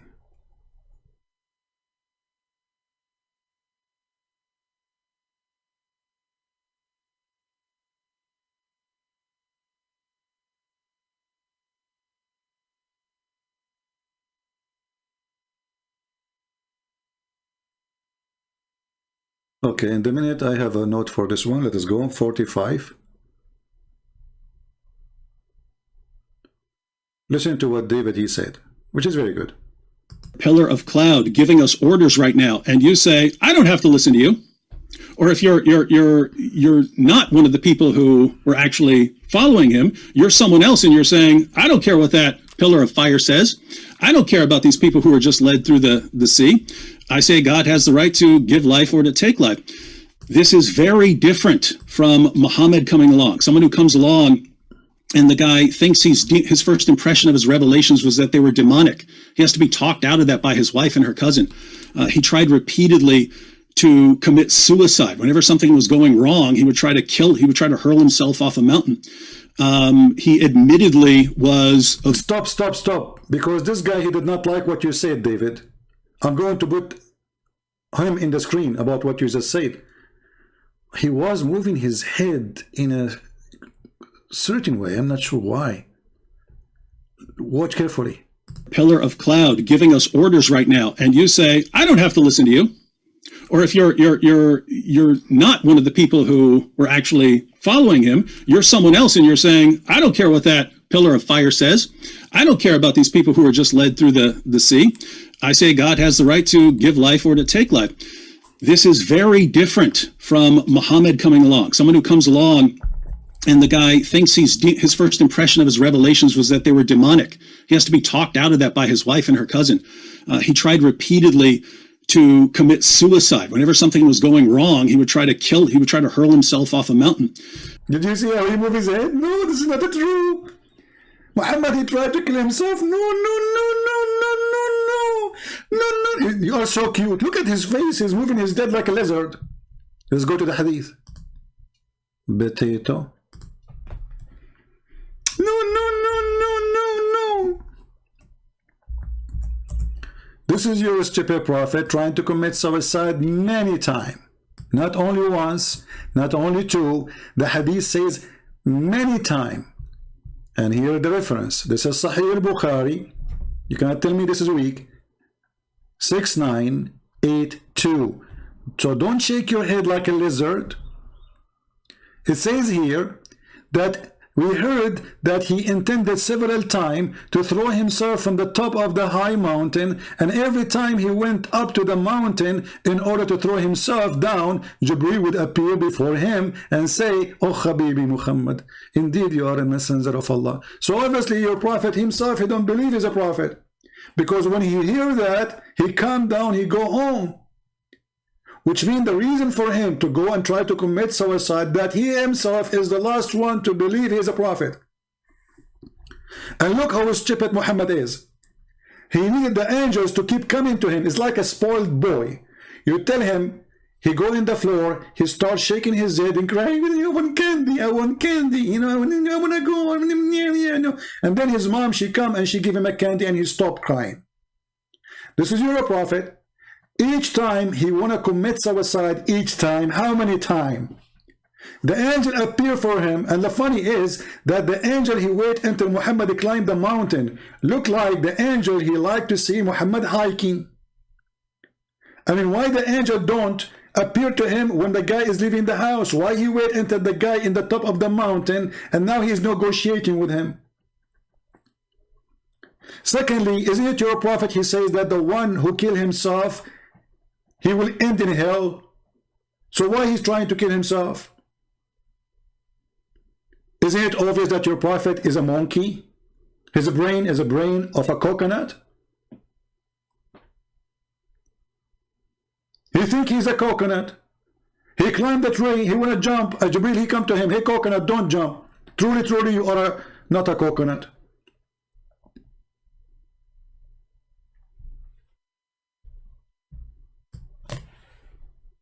Hey, go David. Tell us more about the coconut.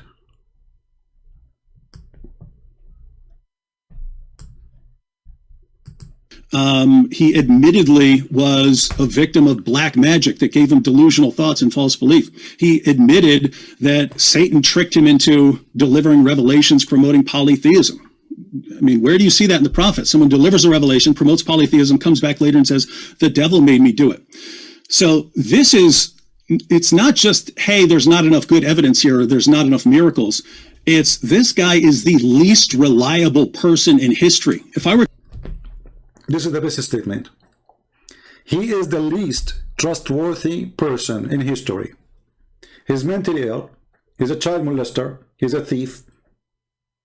He's a fornicator. He go to his son's wife and he flirt with her in the house of her husband. They are not divorced. She is under the roof of a husband. He flirt with her, and this is in your book. So when an idiot, he come and say, we have a law. Okay, shouldn't we ask who is the one who provide the law for you? We find that the law is coming from a guy who want to kill himself many times. From a guy, he been squeezed by an angel, and his wife, she discovered this an angel or not by doing striptease. By a guy, he legalized for him that a Muslim, he can have 4 wives, but he can have unlimited wives. This is a law. It's a law of God, that God, he made a special law for Muhammad, and there's a special law for the Muslims. It's a law that you cannot marry a woman her husband is dead if she is the wife of Muhammad. Special law. Isn't it obvious that this person is mentally ill, creating law to fit with his jealousy? He don't want any man to sleep with his wives. How come he slept with women who they are widowed, but his widowed cannot sleep with women, with men who they are alive? He's dead now. Aisha, she can't get married. Khadija, she have 2 husbands before Muhammad. Muhammad had no problem to sleep with her because she is rich. So how come when his wives became widows, they cannot marry after Muhammad? Is that a law of God? You ask Muslims why a Muslim woman is better for her to marry if her husband died. They will say this will prevent the fitna, which means temptation. Okay, good. What about the wives of Muhammad? They don't have temptation?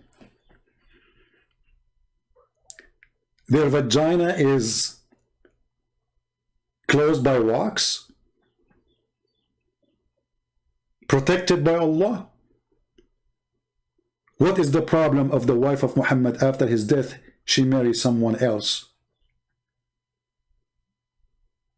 So Muhammad obviously is the last trustworthy. Is it trustworthy to have a person, he go to your house and you are his son, and when you are not there, he flirt with the wife?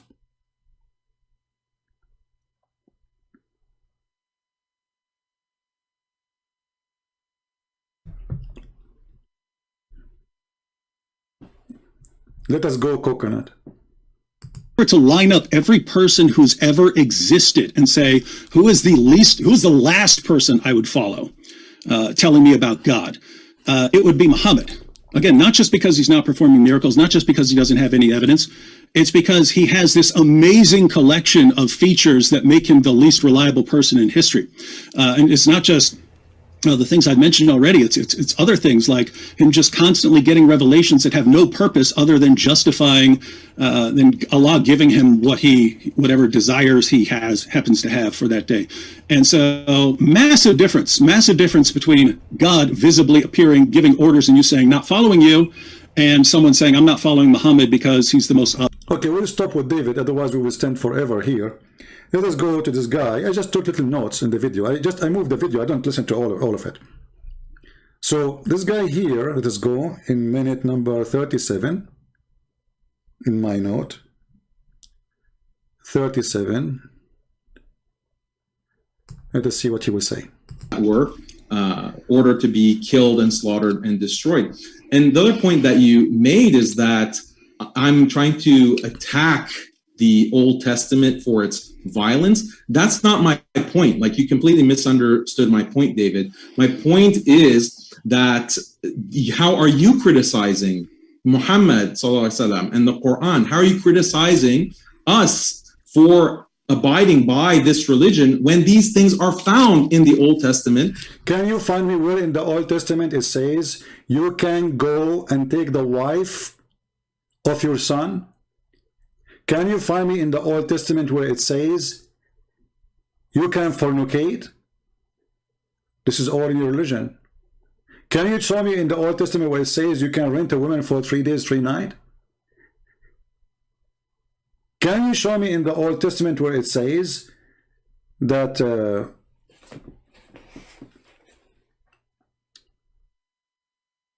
in the case of murder, I will go for that later, just wait for this one.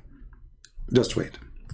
And you don't consider Moses to be an evil person. You're the one who is inconsistent. I don't have a problem with the slavery that will have been practiced according to Mosaic law. I don't have a problem with many of these instances of violence and intolerance. The people who have a problem with it are atheists and liberals, the kinds of people that you are sometimes, fraternizing with on your YouTube channel. They are the ones who will criticize the Old Testament for those kinds of acts of violence and intolerance. I'm not saying that everything that's in the Old Testament is exactly true, because as Muslims we believe in tahrif, basically, that the older revelations have been modified and distorted and corrupted. And by the way, this is the view that is corroborated by Western scholarship.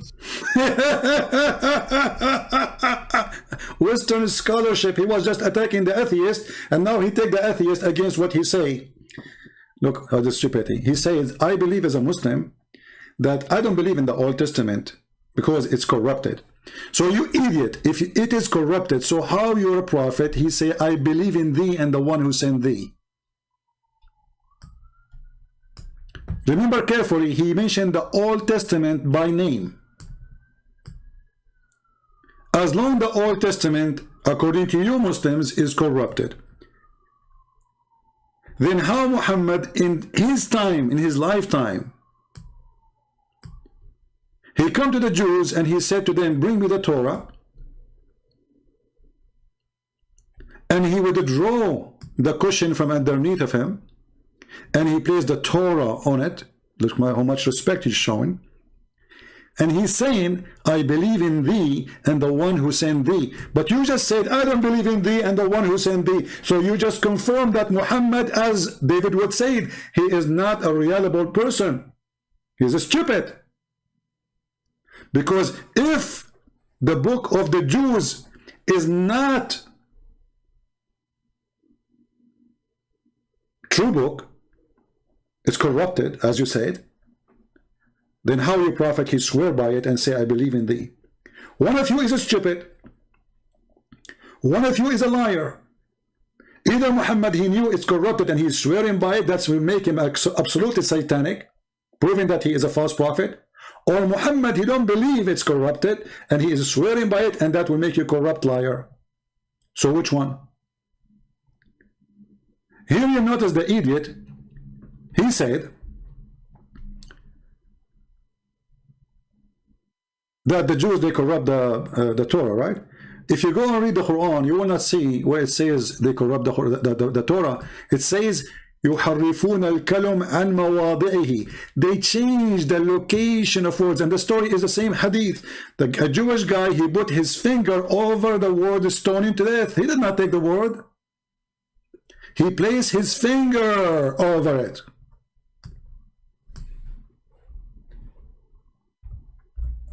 And I have a surprise for you, idiot.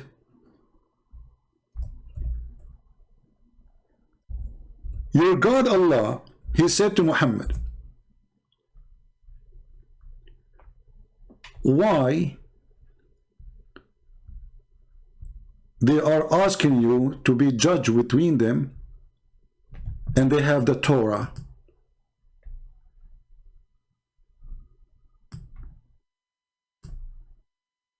But why do they come to thee for decision, for judgment, when they have their own law before them, in front of them? Do you see it?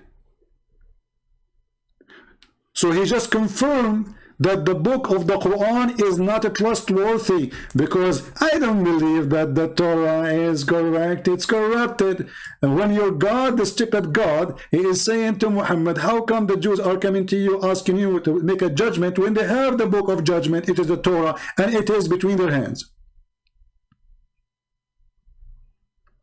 Do you see it? And by the way, it is in the same verse, in the same chapter, where it says the Jews, they are يحرفون الكتاب, which means they are playing with the book. The same book, the same stupid book.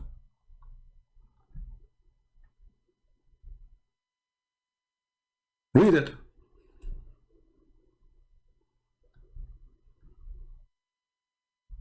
Stupidity is amazing.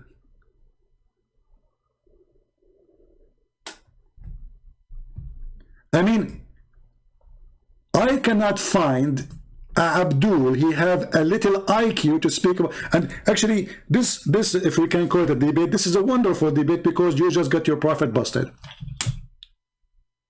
What more we want? The Quran confirmed the book between our hands.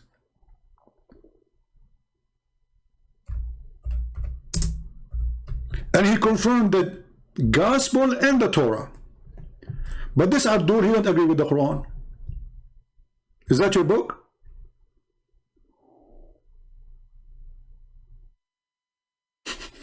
Is that your book? And as long you are making an argument that Jesus did not bring a law, if this is what the Christian adopt in the New Testament, so why, you stupid God, he confirmed what Jesus brought in the gospel? And read carefully, it says, confirming what is with them. He did not even use the word gospel, by the way. He did not even use the word Torah, which means whatever is with them. All the books with them, Allah, he confirmed. And we just showed you that Muhammad, he take an oath of it. So do the Quran confirm or does not confirm?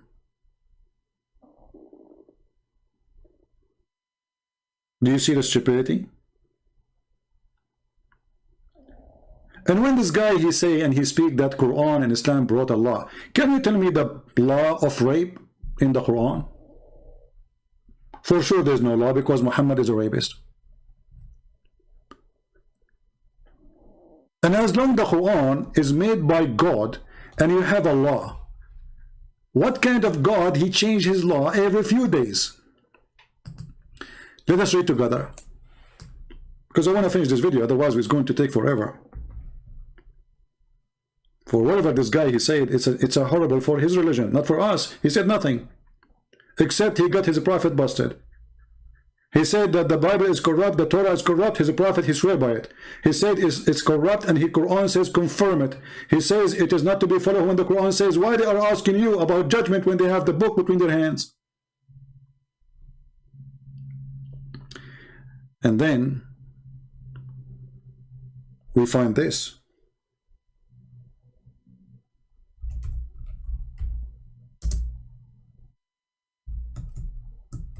What a comedy.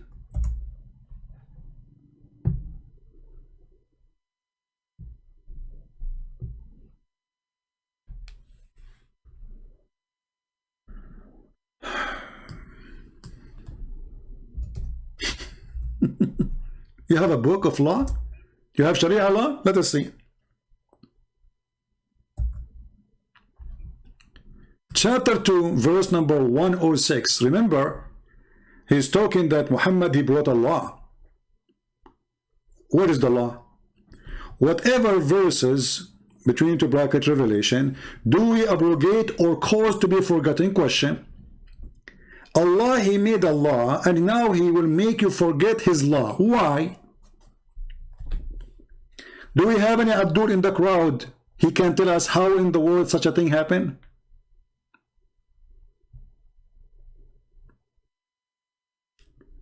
First of all, he just said that the Bible is corrupt, but based on this verse, the Quran is corrupt too. Because based on this verse, there is somebody, he make us to forget the law of God. Based on this verse, the one who calls us to forget is Allah.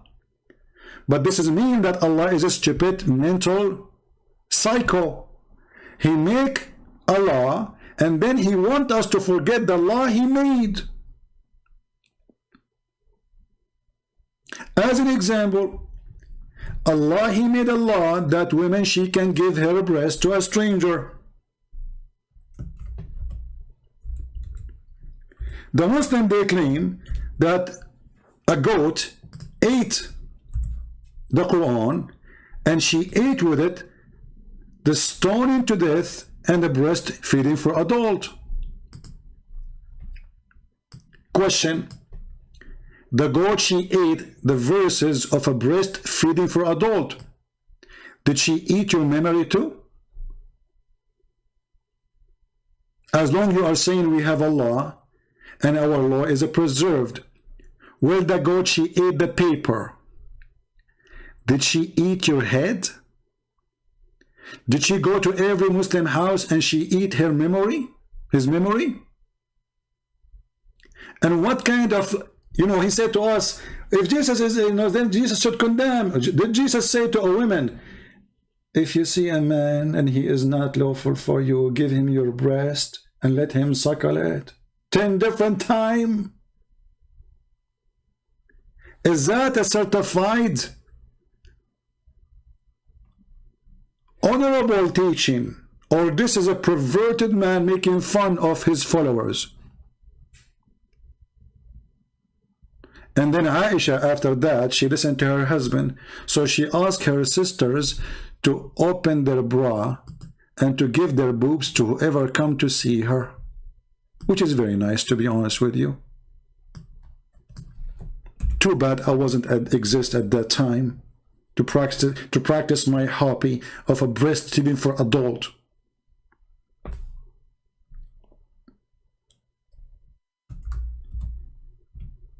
Is that a law of God? A woman, she give her boobs to a stranger? You will say, oh, this is only was a license for one. Your God, he made a license only for one woman, and it is a breastfeeding for adult? 10 times? He, by the way, why 10 times? What about 5 times? What about 2 times?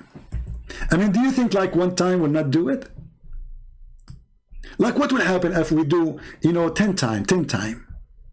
What about if it's 9.5?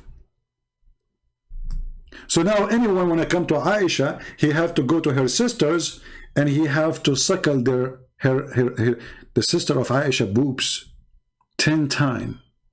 So when Abdul, he come to us and he say we have a prophet, he have Allah, he has God, and how he can criticize us. We go, we see how Jesus, he stand against all this garbage. What is this? Breastfeeding for adult, it's a revelation from God. Secondly, when the goat, she ate the stoning to death verses, why we cannot find it in the Quran? Is that something Muhammad, he took from the Jews, and we just showed you the verse where Muhammad, or the hadith, where Muhammad, he took the Torah and he swear by it?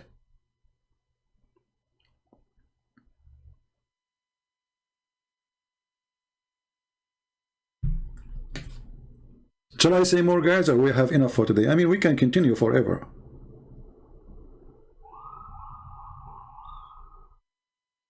You know what I mean? We can continue forever with the stupidity of those people.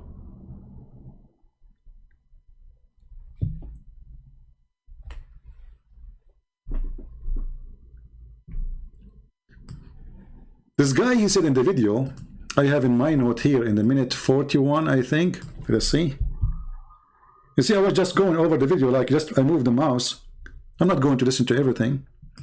And whatever he say in that moment, I save it. Minute 41. 41. Let us go to 41.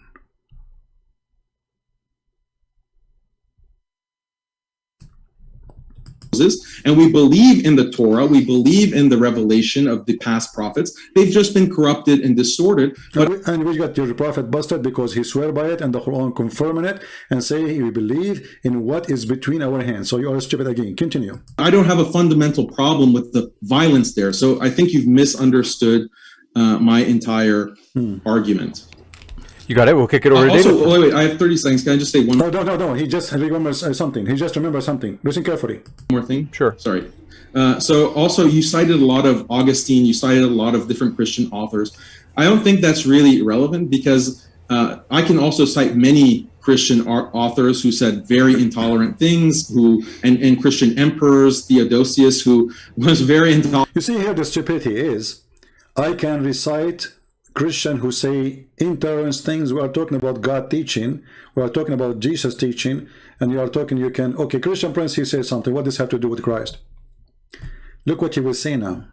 Tolerant with his policies. You have to go back to the original sources because that's how you criticize Islam. You look at the Prophet, peace be upon him. So when you're justifying just war theory and so forth, place it in Jesus's actual teachings.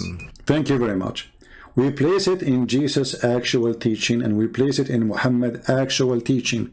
So the actual teaching of Muhammad to go and attack the tribe of Safiya, and then he killed the husband, the brother, she was a bride, and the father, and then he raped her before he left the town.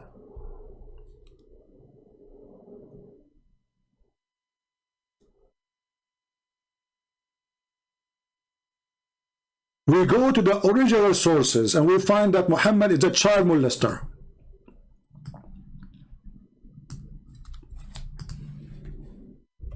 Who have a sexual desire after a child. She is 6 years old. We find that Muhammad, he encouraged his men to go after children to rape them, claiming that they are more fun. As an example, there's a story of a person, his name is Jabir, and your prophet, he asked him, why you are a rush, Jabir? Jabir, he said, oh, I am a newly married prophet. Muhammad, he said, did you marry a previously married woman or a child? The guy, he said, a previously married woman. Muhammad, he says to him, why? Why you don't marry a young child so she can play with you and you can play with her? So you are right. When we want to criticize, we are not going to judge Islam by a Muslim. We are going to judge Islam by Muhammad. And we are not going to judge Christianity by me. We are going to judge Christianity by Christ. If there's anything wrong Christ did,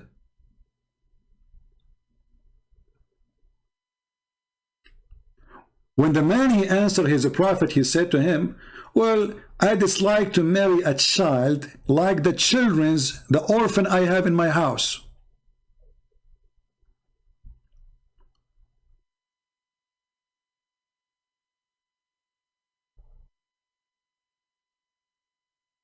Do you know how to read?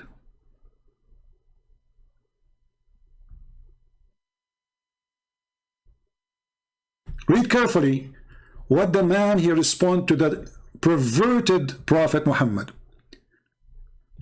He asked him, did you get married, Jabir? He replied, yes. He asked, is she a virgin or a matron? What kind of a question this question is? Here you see how low this man is. Why you are asking about the status of the vagina of the wife? Because all the question here is not about who is she. He's not asking who is the woman. He's not asking him, is she good? You like her? He's asking how her vagina now. Is she a virgin? Imagine you meet a friend in a coffee shop and he said to you, hey, did you get married? You say yes. He said, tell me about her vagina. Is it virgin vagina or it is not virgin vagina? The guy, he said to him, well, no, it's not virgin vagina. It's been used. I replied, oh, she have a unvirgin vagina? He said, why? Why don't marry a virgin girl? This is the Muslim translation, by the way. So that you might play with her and she play with you. Like stupid idiot. What the vagina, which is virgin, have to do with the playing now? Do you see how we got them busted with the translation? It is, yes, it's about a virgin, but it's about a child. Because if the woman, she is widow, or a woman, she have previously married, or a woman, she is a virgin, still you can play with her. So what the problem? So do you think if the woman, she have a previously used vagina, you cannot play with her? Like that's it? When the women, they lose their virginity, they don't play?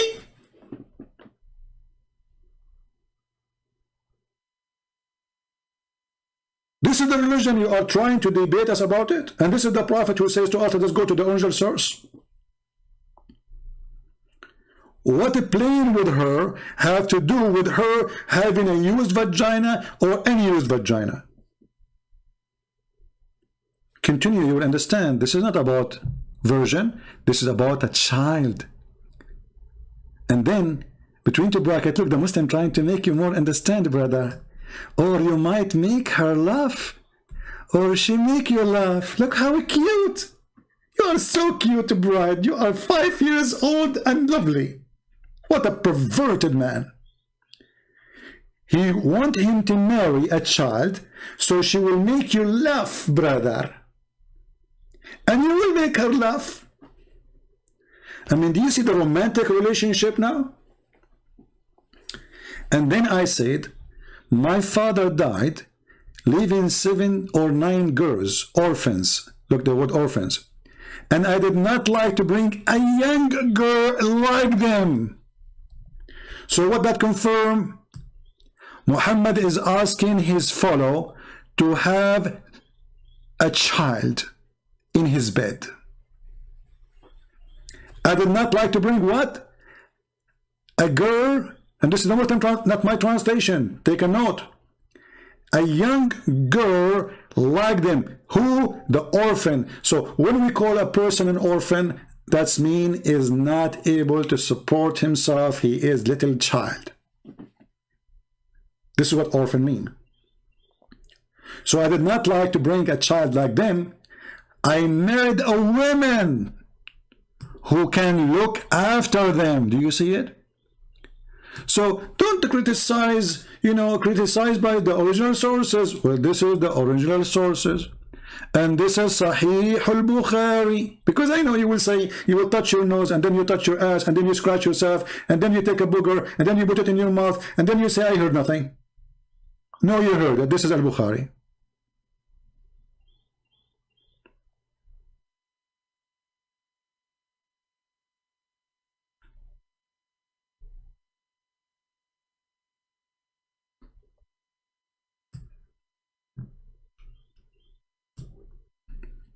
Shall I stop here? Because things will go crazy if we continue. What do you think, guys? It's enough? We have now, man, 2 hours and 4. We did not even play 5 minutes of the video.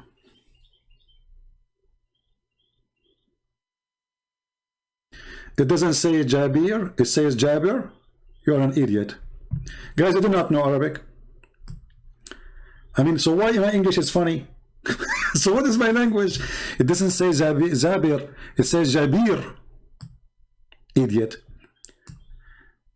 Abdul, all those Fatha and Kasra, you added them later, and we will make a video soon about it, so everybody will laugh at the Quran. Just wait.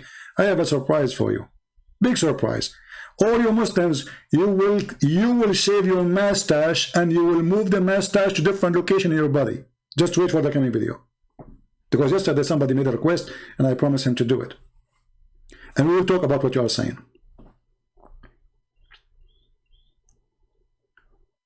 How in the world this can be a religion? Oh, we need to take commercial break? Oh, okay. I know about that. Commercial break. Shall we take commercial break? I don't know.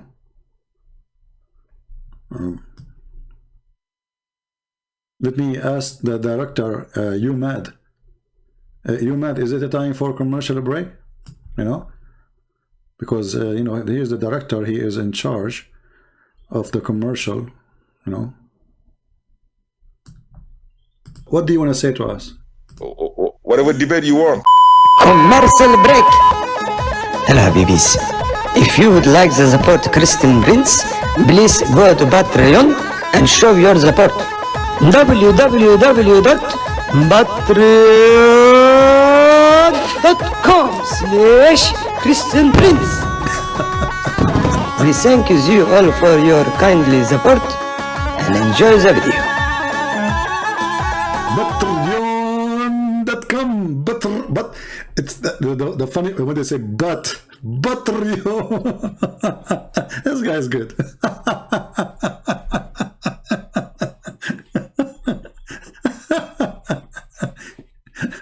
It's really priced as commercial break. Imagine we play this in CNN or Fox News, like www.Patreon Christian Prince. That's so good. And by the way, this is from Sahih Bukhari too. The Patreon can be found in Sahih Bukhari. Hold on. You see, speaking about donation, have you ever heard of a God saying to the followers, give me a mortgage? Why Allah cannot make gold come from the ground? This is a verse. Mimi Hijab, after he debated David Wood, he went online 2 hours after, 3 hours after actually. He did not sleep. The guy, he was so excited because now it's time to collect money. I just showed the Muslims I can debate David Wood. So he said to them, brothers, sisters, this is Ali Dawa was talking. Who is going? We are the one who is protecting Islam. 170-something thousand left Islam last year, brother. We are the one who is defending Islam. Who is going to give a mortgage? And then Mimi Hijab, he took the microphone. He says, who is going to give Allah a beautiful loan? And then Allah will double to his credit multiple times. So we give a loan to Allah by giving it to Mimi Hijab. Do you see the fraud and the scam? What kind of God? He is begging for money.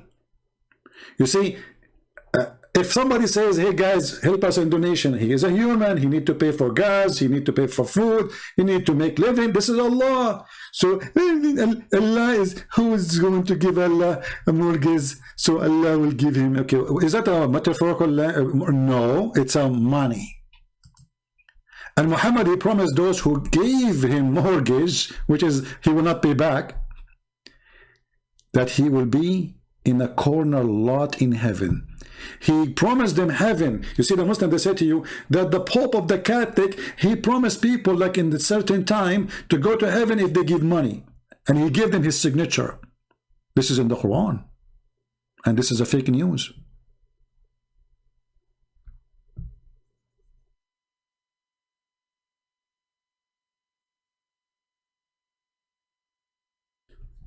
In chapter 5, verse 12, it says that the one who gave Muhammad money, Allah will erase his sin.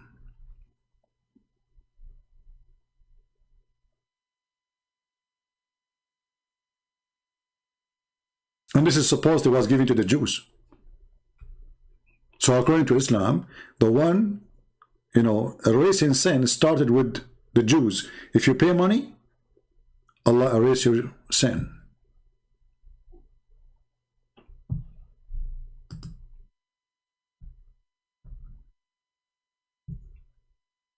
Chapter 64, it says clearly that the one who gives Allah a mortgage, Allah will open a credit card for you in heaven and he will forgive you.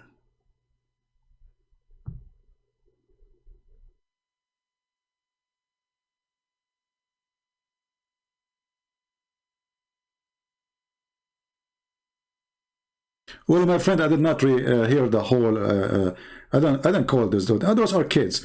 I did not hear the whole thing. I go over the video. I move the mouse. I have no time. I was sitting, doing some work translating the Quran. So I said, let me see what happened yesterday. And I was moving the video, and I stopped here, and I skipped most of the talk. David Wood. Actually, I stopped only twice with David Wood talking. But anyway, here you see how silly, how stupid this religion, and how silly their argument is.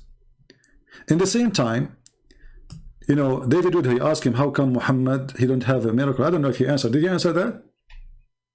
As I said, I did not watch the whole video.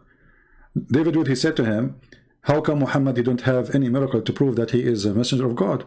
I'm not sure if he answered that ever. If you go in the Quran, you will find that it's chapter 13, and this is the end of the Quran. Chapter 13, by the way, somebody might say, well, it says chapter 13, so how this is in the end of the Quran? My friend, Muslims agree that the Quran they have today is not according to revelation. And this is one of the funny things about that the Quran says those who change location of verses or words, they are corrupting the book. But that's what the Muslims do. So in chapter 13, which I think is a chapter 96 in the original according to Revelation. You can go to according to Revelation and you can confirm the number if I'm wrong. I think it's 96. So chapter 13 in the Quran, which is today Quran, chapter 13, it is not 13. And verse number 7, which means at the end of Islam, Muhammad is almost dead. People are still saying to him, how come you don't have any miracles?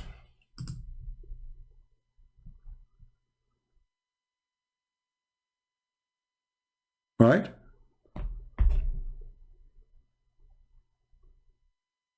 Do you see it? So Muhammad now, he spent all his life claiming to be a messenger. And yet Muhammad, he have zero miracle.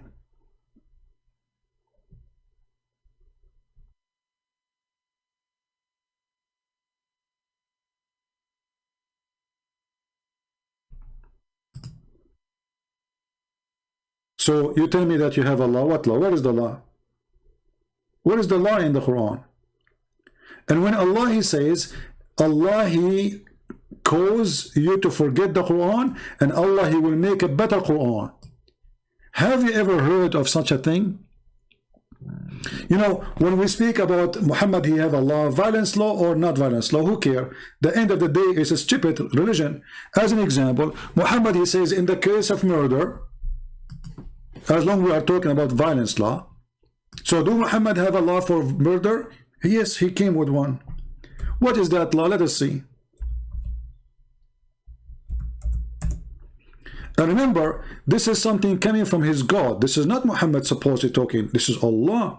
So Muhammad, because he's a genius, he said in chapter 2, verse 178, O who you believe in the law of equality prescribed for you in the case of murder, free for the free, slave for the slave, women for the women. Okay, so Allah, he gave a law. But look at this stupid law. If you kill my wife, I kill your wife. If you kill my slave, I kill your slave. So which means the killer is still free. In the top of that, just to show you that Muhammad is a fraud, if Allah, he gave a law for murder, have you ever heard of a God, he changed his law a second day? Do we have any Muslim here can explain to us how Allah, he gave a law, and then second day, he canceled it? Is your God Allah Joe Biden, he forgot? This is a law in the case of murder. So nothing changed. Murder is a murder. Correct? If you ask any Muslim, he will say, this verse is abrogated. Like, why you want to abrogate the verse? It is in the case of murder. What happened? Did your God find out that this law is stupid? To understand what's happening here, we go to the other verse, brother. Chapter 2, verse 106, brother. And then, brother, we go to the interpretation of the Quran, brother. Shall we do that, brother? Let us go there, brother. Okay. You like my accent, don't you? Like, come on, face it. So, chapter 2, verse 106. What is happening here? Let us understand the Quran, amazing book of Allah. It's for sure coming from the true God. You will not believe it how important this story is. Look what Muhammad was doing. Remember, Muhammad have Allah, and Allah is coming from his God. But what Muhammad do, he give Allah in the morning, he changed his mind afternoon. When the disbelievers began to dared the matter of obligation, saying that one day Muhammad he enjoined his companion to one thing, then the next day he forbid it.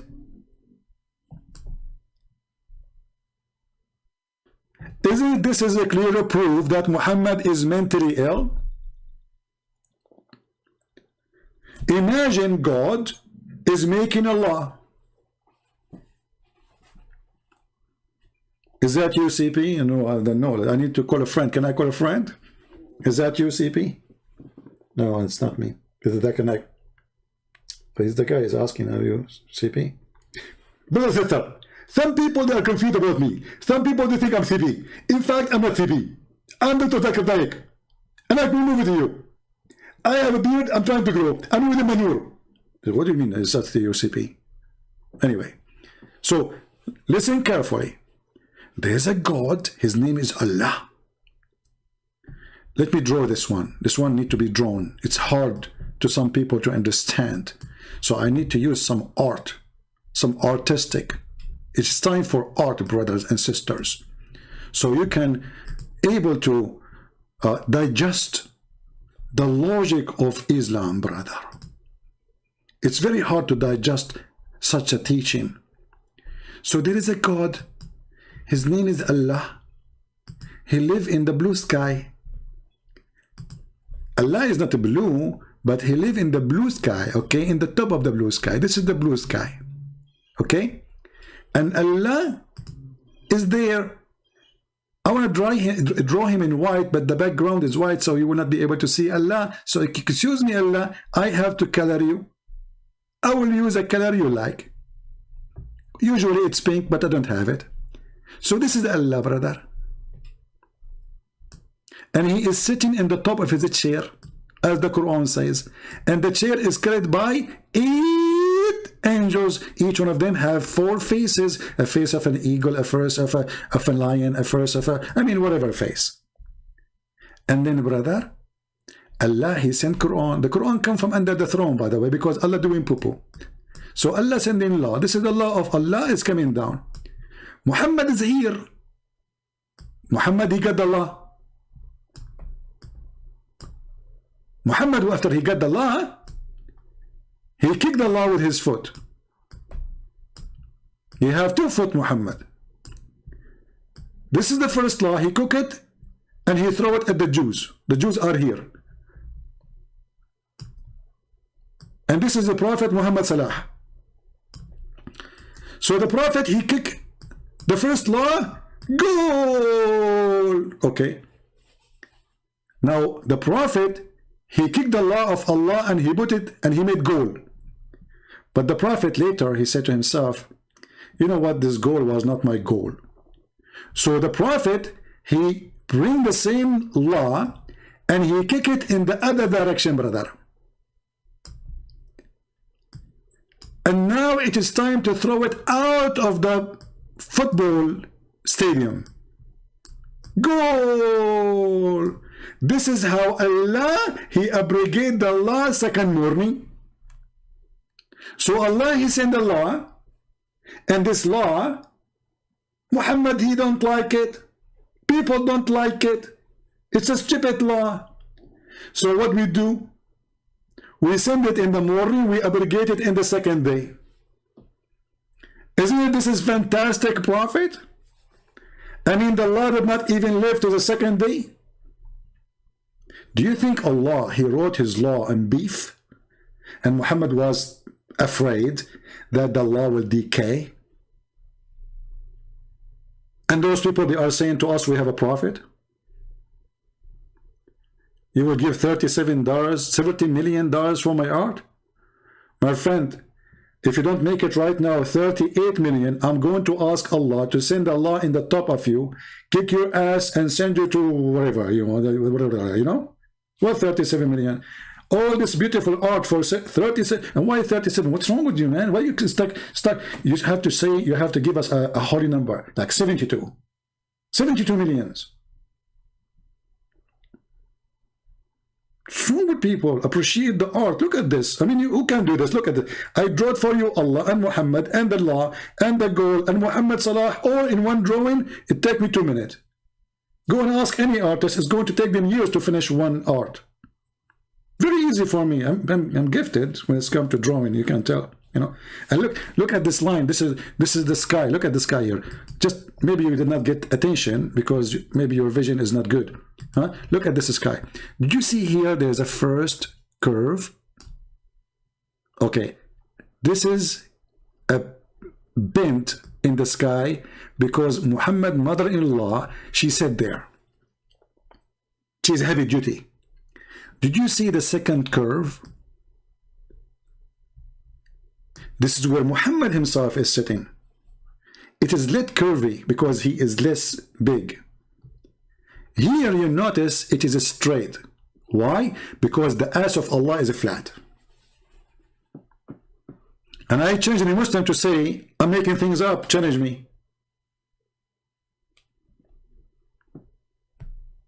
How the ass of Allah look like?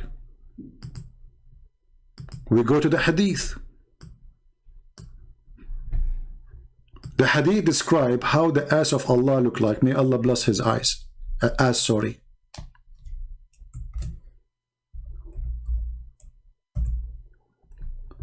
Read, Abdul, read. This is your God describing how his ass is. The Prophet said, I have told you so much about Allah the Dajjal, the Antichrist, and I am afraid that you may not understand. Look, Muhammad is afraid now. Don't, Muhammad, you are brave. Come on, don't be afraid. Hey, Christian Prince, he's not afraid from war. He's afraid that his followers are a bunch of idiots and they won't understand. Okay, I agree with you. The Antichrist is short, hinted, woolly-haired, one-eyed, and an eye sightless, neither protruding nor deep-seated. Do you see the word deep-seated?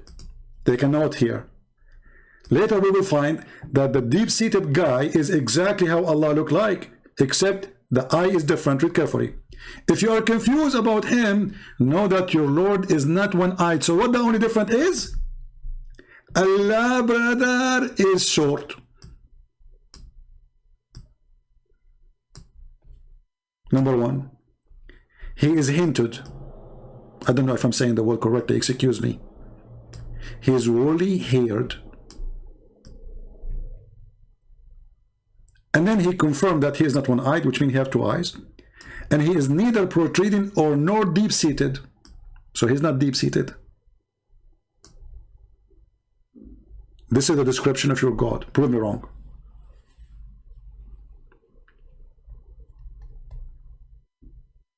We go back now to the Allah, Prophet, and his God, who he received inspiration from Allah, and he made Allah, and the second day he forbid it. Isn't it this is a clear sign that Muhammad is coming from God? I mean, think about it and be honest. I finally catch CP live and I am dying laughing. Well, as long as you are not a female, I am fine with that. Oh boy. Sometimes you get scared here with comments. When the disbeliever began to deride the matter of abrogation, saying that Allah, that Muhammad enjoy his companion one thing and this next day he forbid it, Allah, he decided to refute them. Look at man, this is deep. I mean, think about it. All of you are, you don't even have a brain. All of you are not smart. Allah is the only smart person here. Look at the refutation. He got them busted in a second. Allah, He revealed the following. And whatever verse is the conditional particle and has been revealed containing a judgment to abrogate either together or with its recite or not with the only judgment, but it is ritual continues. What the heck is that? I mean, and you ask me why Sam Shamoun, he lost his hair? Because he was reading this. Sam Shamoun is so smart person. He was looking at it. He said, hey Sam, stop looking at this verse. I came after 2 hours. I found some hair in his shoulders. I said, Sam, do you want to go out, go somewhere? He said, no, I need to think about this. This is very deep. I came 3 hours after. I found half his hair is gone. I said, Sam Shamoun, you need to go out. It's time to leave, man. He said, no, look at this. I was afraid that he would convert to Islam. But it's his hair who converted to Islam. His hair left his head. After he heard this, he saw this. He said to himself, like, his hair was looking at, like, wow. And you know when you say wow, hair will come from your head, you know. Try it right now. Go to the mirror. Say wow, like big. Like you have to say big wow because this is big, you know. This is not like a small wow, you know. It's not like a cat mean meow. It have to be a very big, extremely big. So he looked this and like, what is this? It God revealed, and whatever verse is a conditional particle. What is that? That has been revealed. The verse containing a judgment we abrogate either together or it is recital or not, that only is judgment but its recite continues.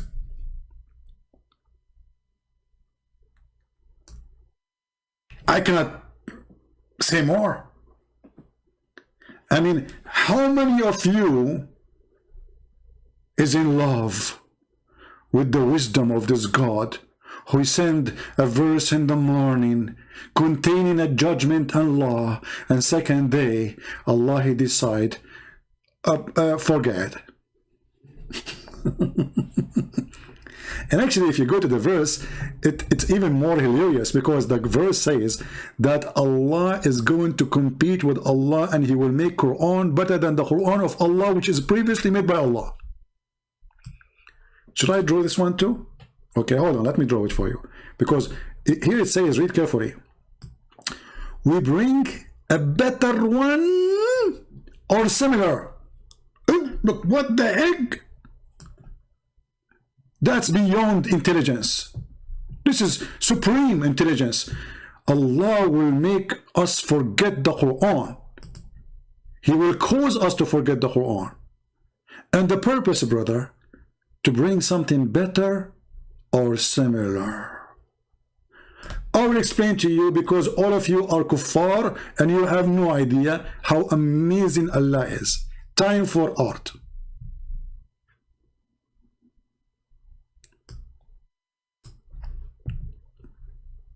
How many of you like my art? Be honest with me. Come on. By the way, I was the #1 in my classroom in everything, in mathematics, physics, English. I don't want to mention the English because I was the top in English. So everything. But I forgot to tell you, I was the only student in the classroom, because all the rest of the kids, they run away. And this is what happened when Allah in the Quran, he says Allah is the best of the creators. The Muslims, they say he's the only creator. So how is the best of the creators? He was the only one in the classroom, like Christian Prince. So look what happened here. Allah will send Quran. Let us draw again. It's time for art. I'm going to charge you for this. It's not for free. Commercial break. And by the way, somebody says to me, I noticed that not many people are donating. He said, because you are making your videos unblocked. If you make it a block, then people cannot see unless they donate. I said, my friend, you got me wrong. Yes, everybody need support. But I am not here because of the support. I'm here to teach and to reach out to every human being, the poor before the rich. And those who can support us, thank you very much. And those who cannot, thank you very much too. They cannot anyway. So we are not here going to make a video blocked and make it only available for those who have money. We are not doing business here. My service is for free for everybody. So those who donate or they don't, for me, they are equal. However, for sure, those who support, that means they are showing that they mean it and they are truthful. So this is an answer for the one who said. Now we go back to the topic. So Allah, He made Quran. This is the first Quran Allah He made. Look at this art here, look. This is the first Quran, brother.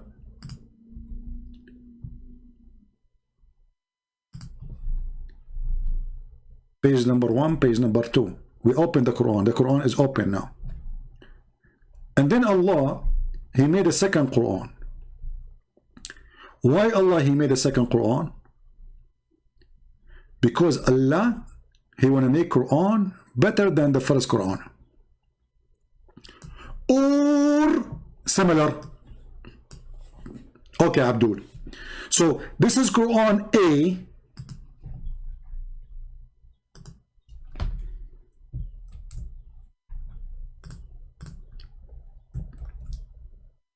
Why this thing is not working? I'm typing in Arabic, hold on.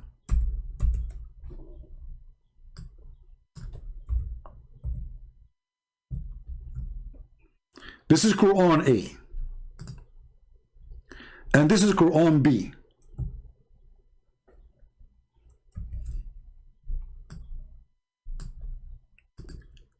The reason Allah He made Quran A, because Muhammad He needs Quran right now. So you can say Allah was like, it's urgent. I will send Muhammad Quran. Then after Allah, He sent Quran A to Muhammad, and let us put Allah in His throne. Hold on, we forgot Allah. That will be cheating. We have to mention the one who made the Quran. He's here in the chair.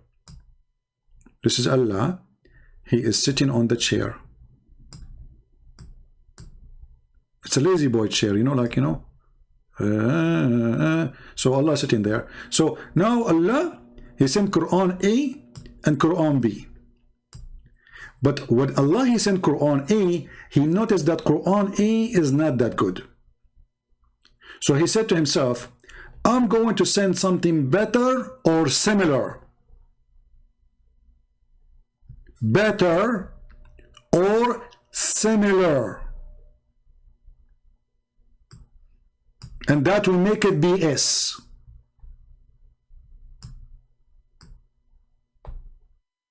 Quran. Think about it. The new BS Quran, better or similar, Allah proving to us that He is going to make Quran, which is BS Quran, better than the previous Quran.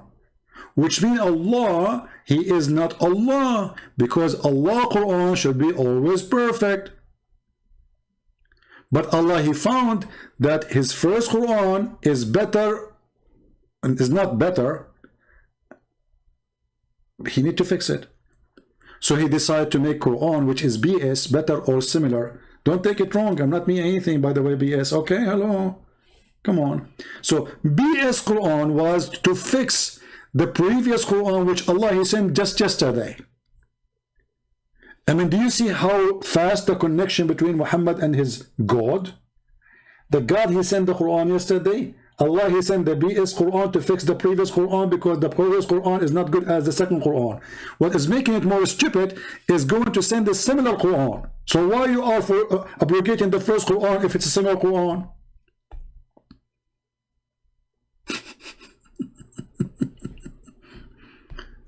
I mean, have you ever heard of a stupidity like this? Because if you say similar, then it's the same. So you abrogate the Quran and you cause us to forget the Quran, and the purpose is to send us the same Quran or similar Quran? Brother, for sure, Prophet of Allah is a prophet. Because only Prophet of Allah, Muhammad, he received BS Quran, better or similar. Who can beat that?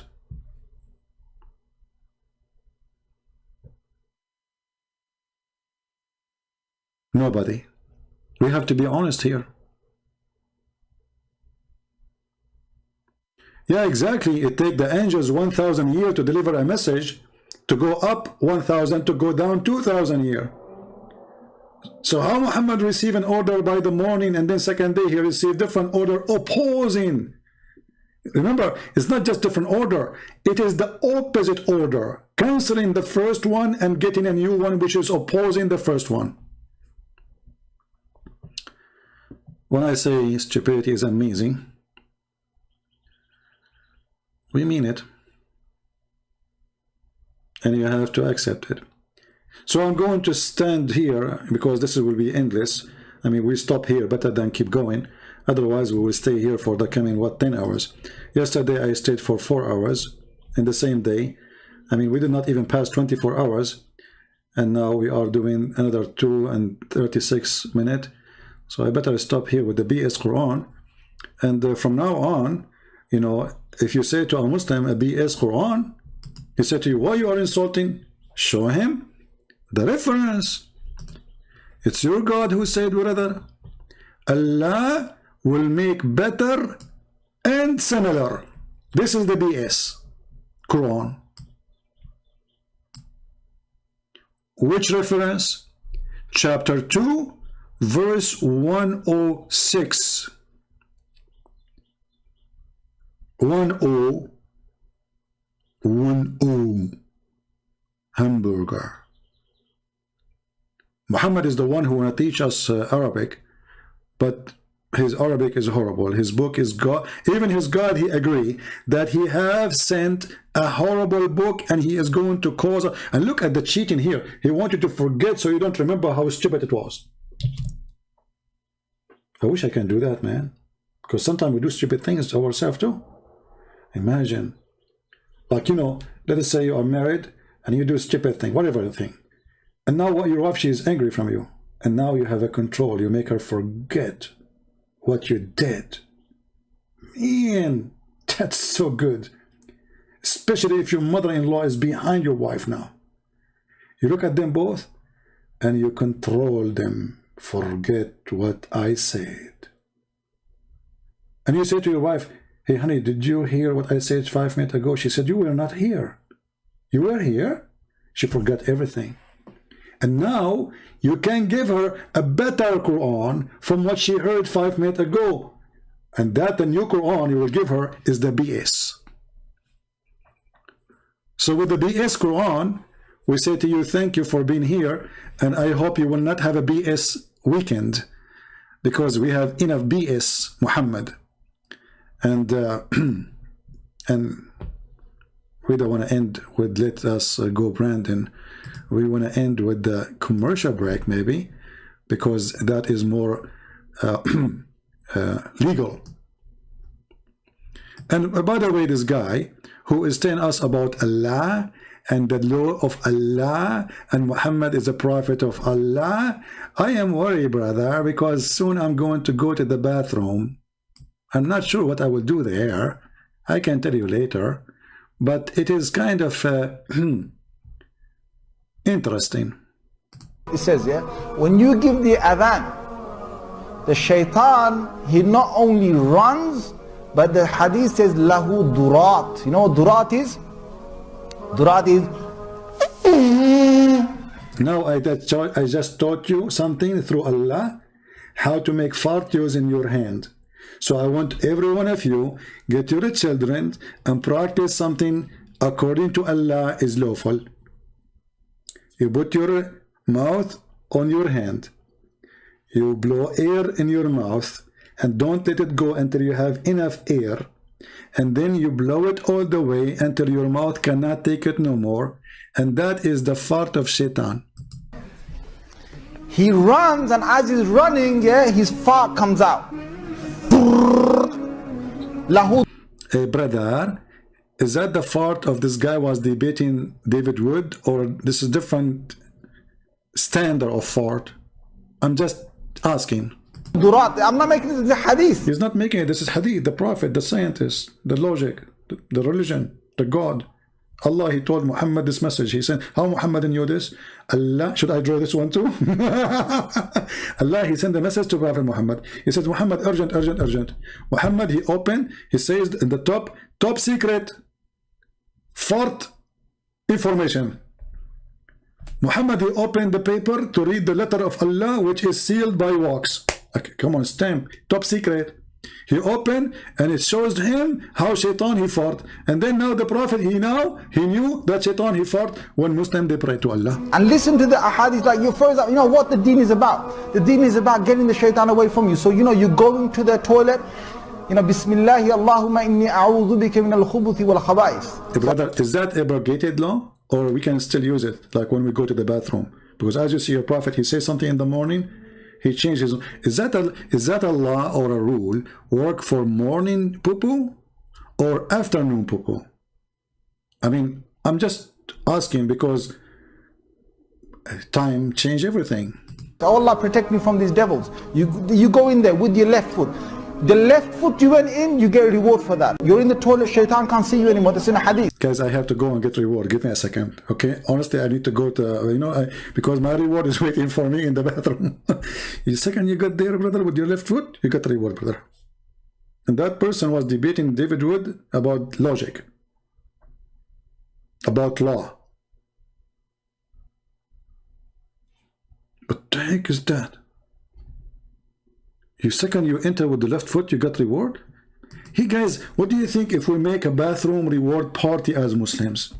So what we do, like we bring like 1,000 Muslim and we rent a bathroom, big one, public one. And all day you do nothing. You get in with the left room, you get out. You get in with the left room. By the end of the day, do you know how much reward you can get? I mean, you will not work for the coming century.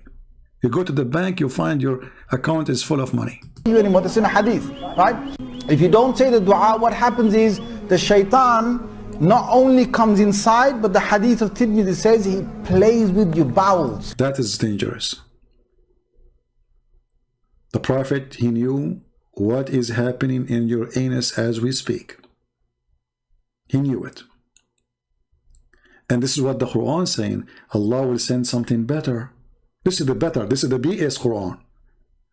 The BS information Muhammad he just received is abrogating the BS previously.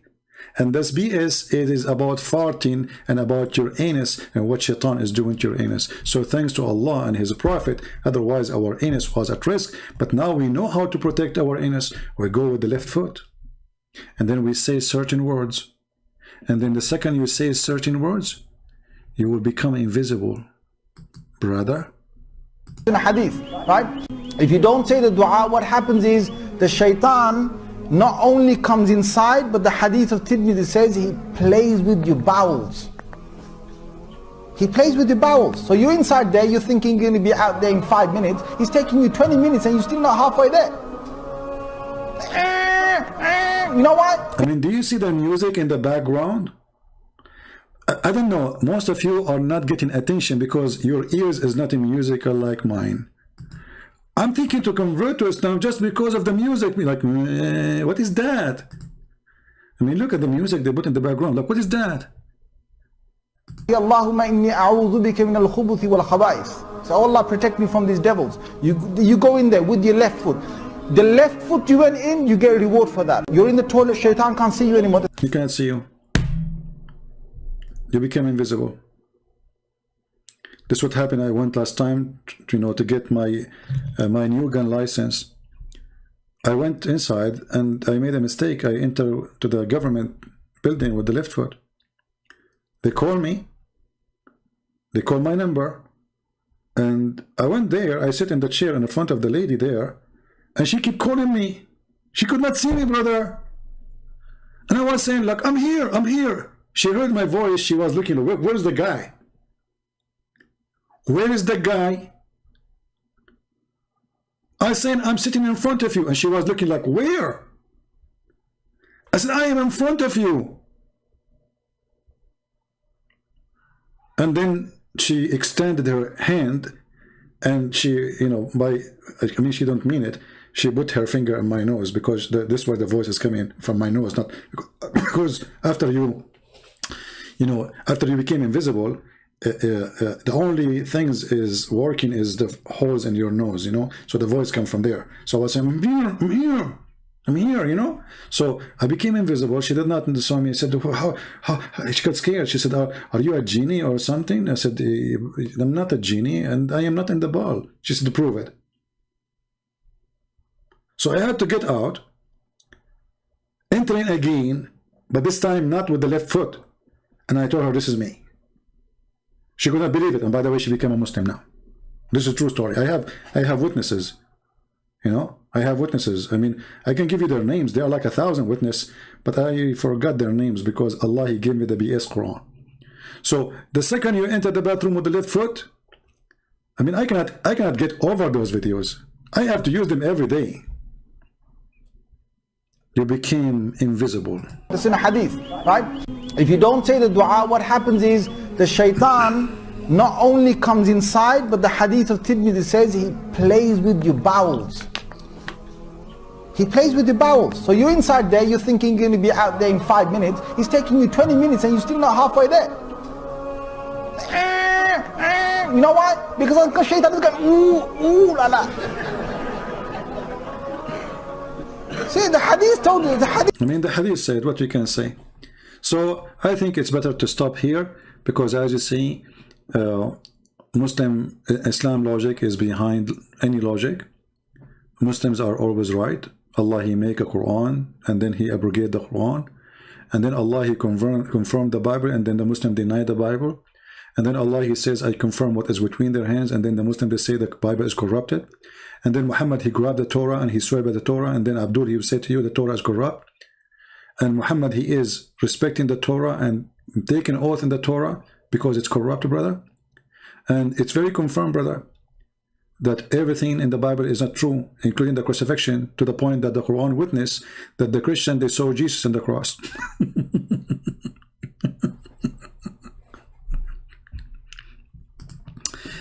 If you are Chinese, you have to be proud, because there's a Chinese word or sentence I learned since I was a very little kid. I cannot forget about it. It's stuck with me. He left as a donkey.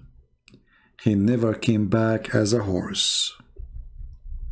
So if you think you can make Muhammad a horse, you are dreaming. Thank you for being here. May the Lord bless you all. Download my video, share it. It's for you.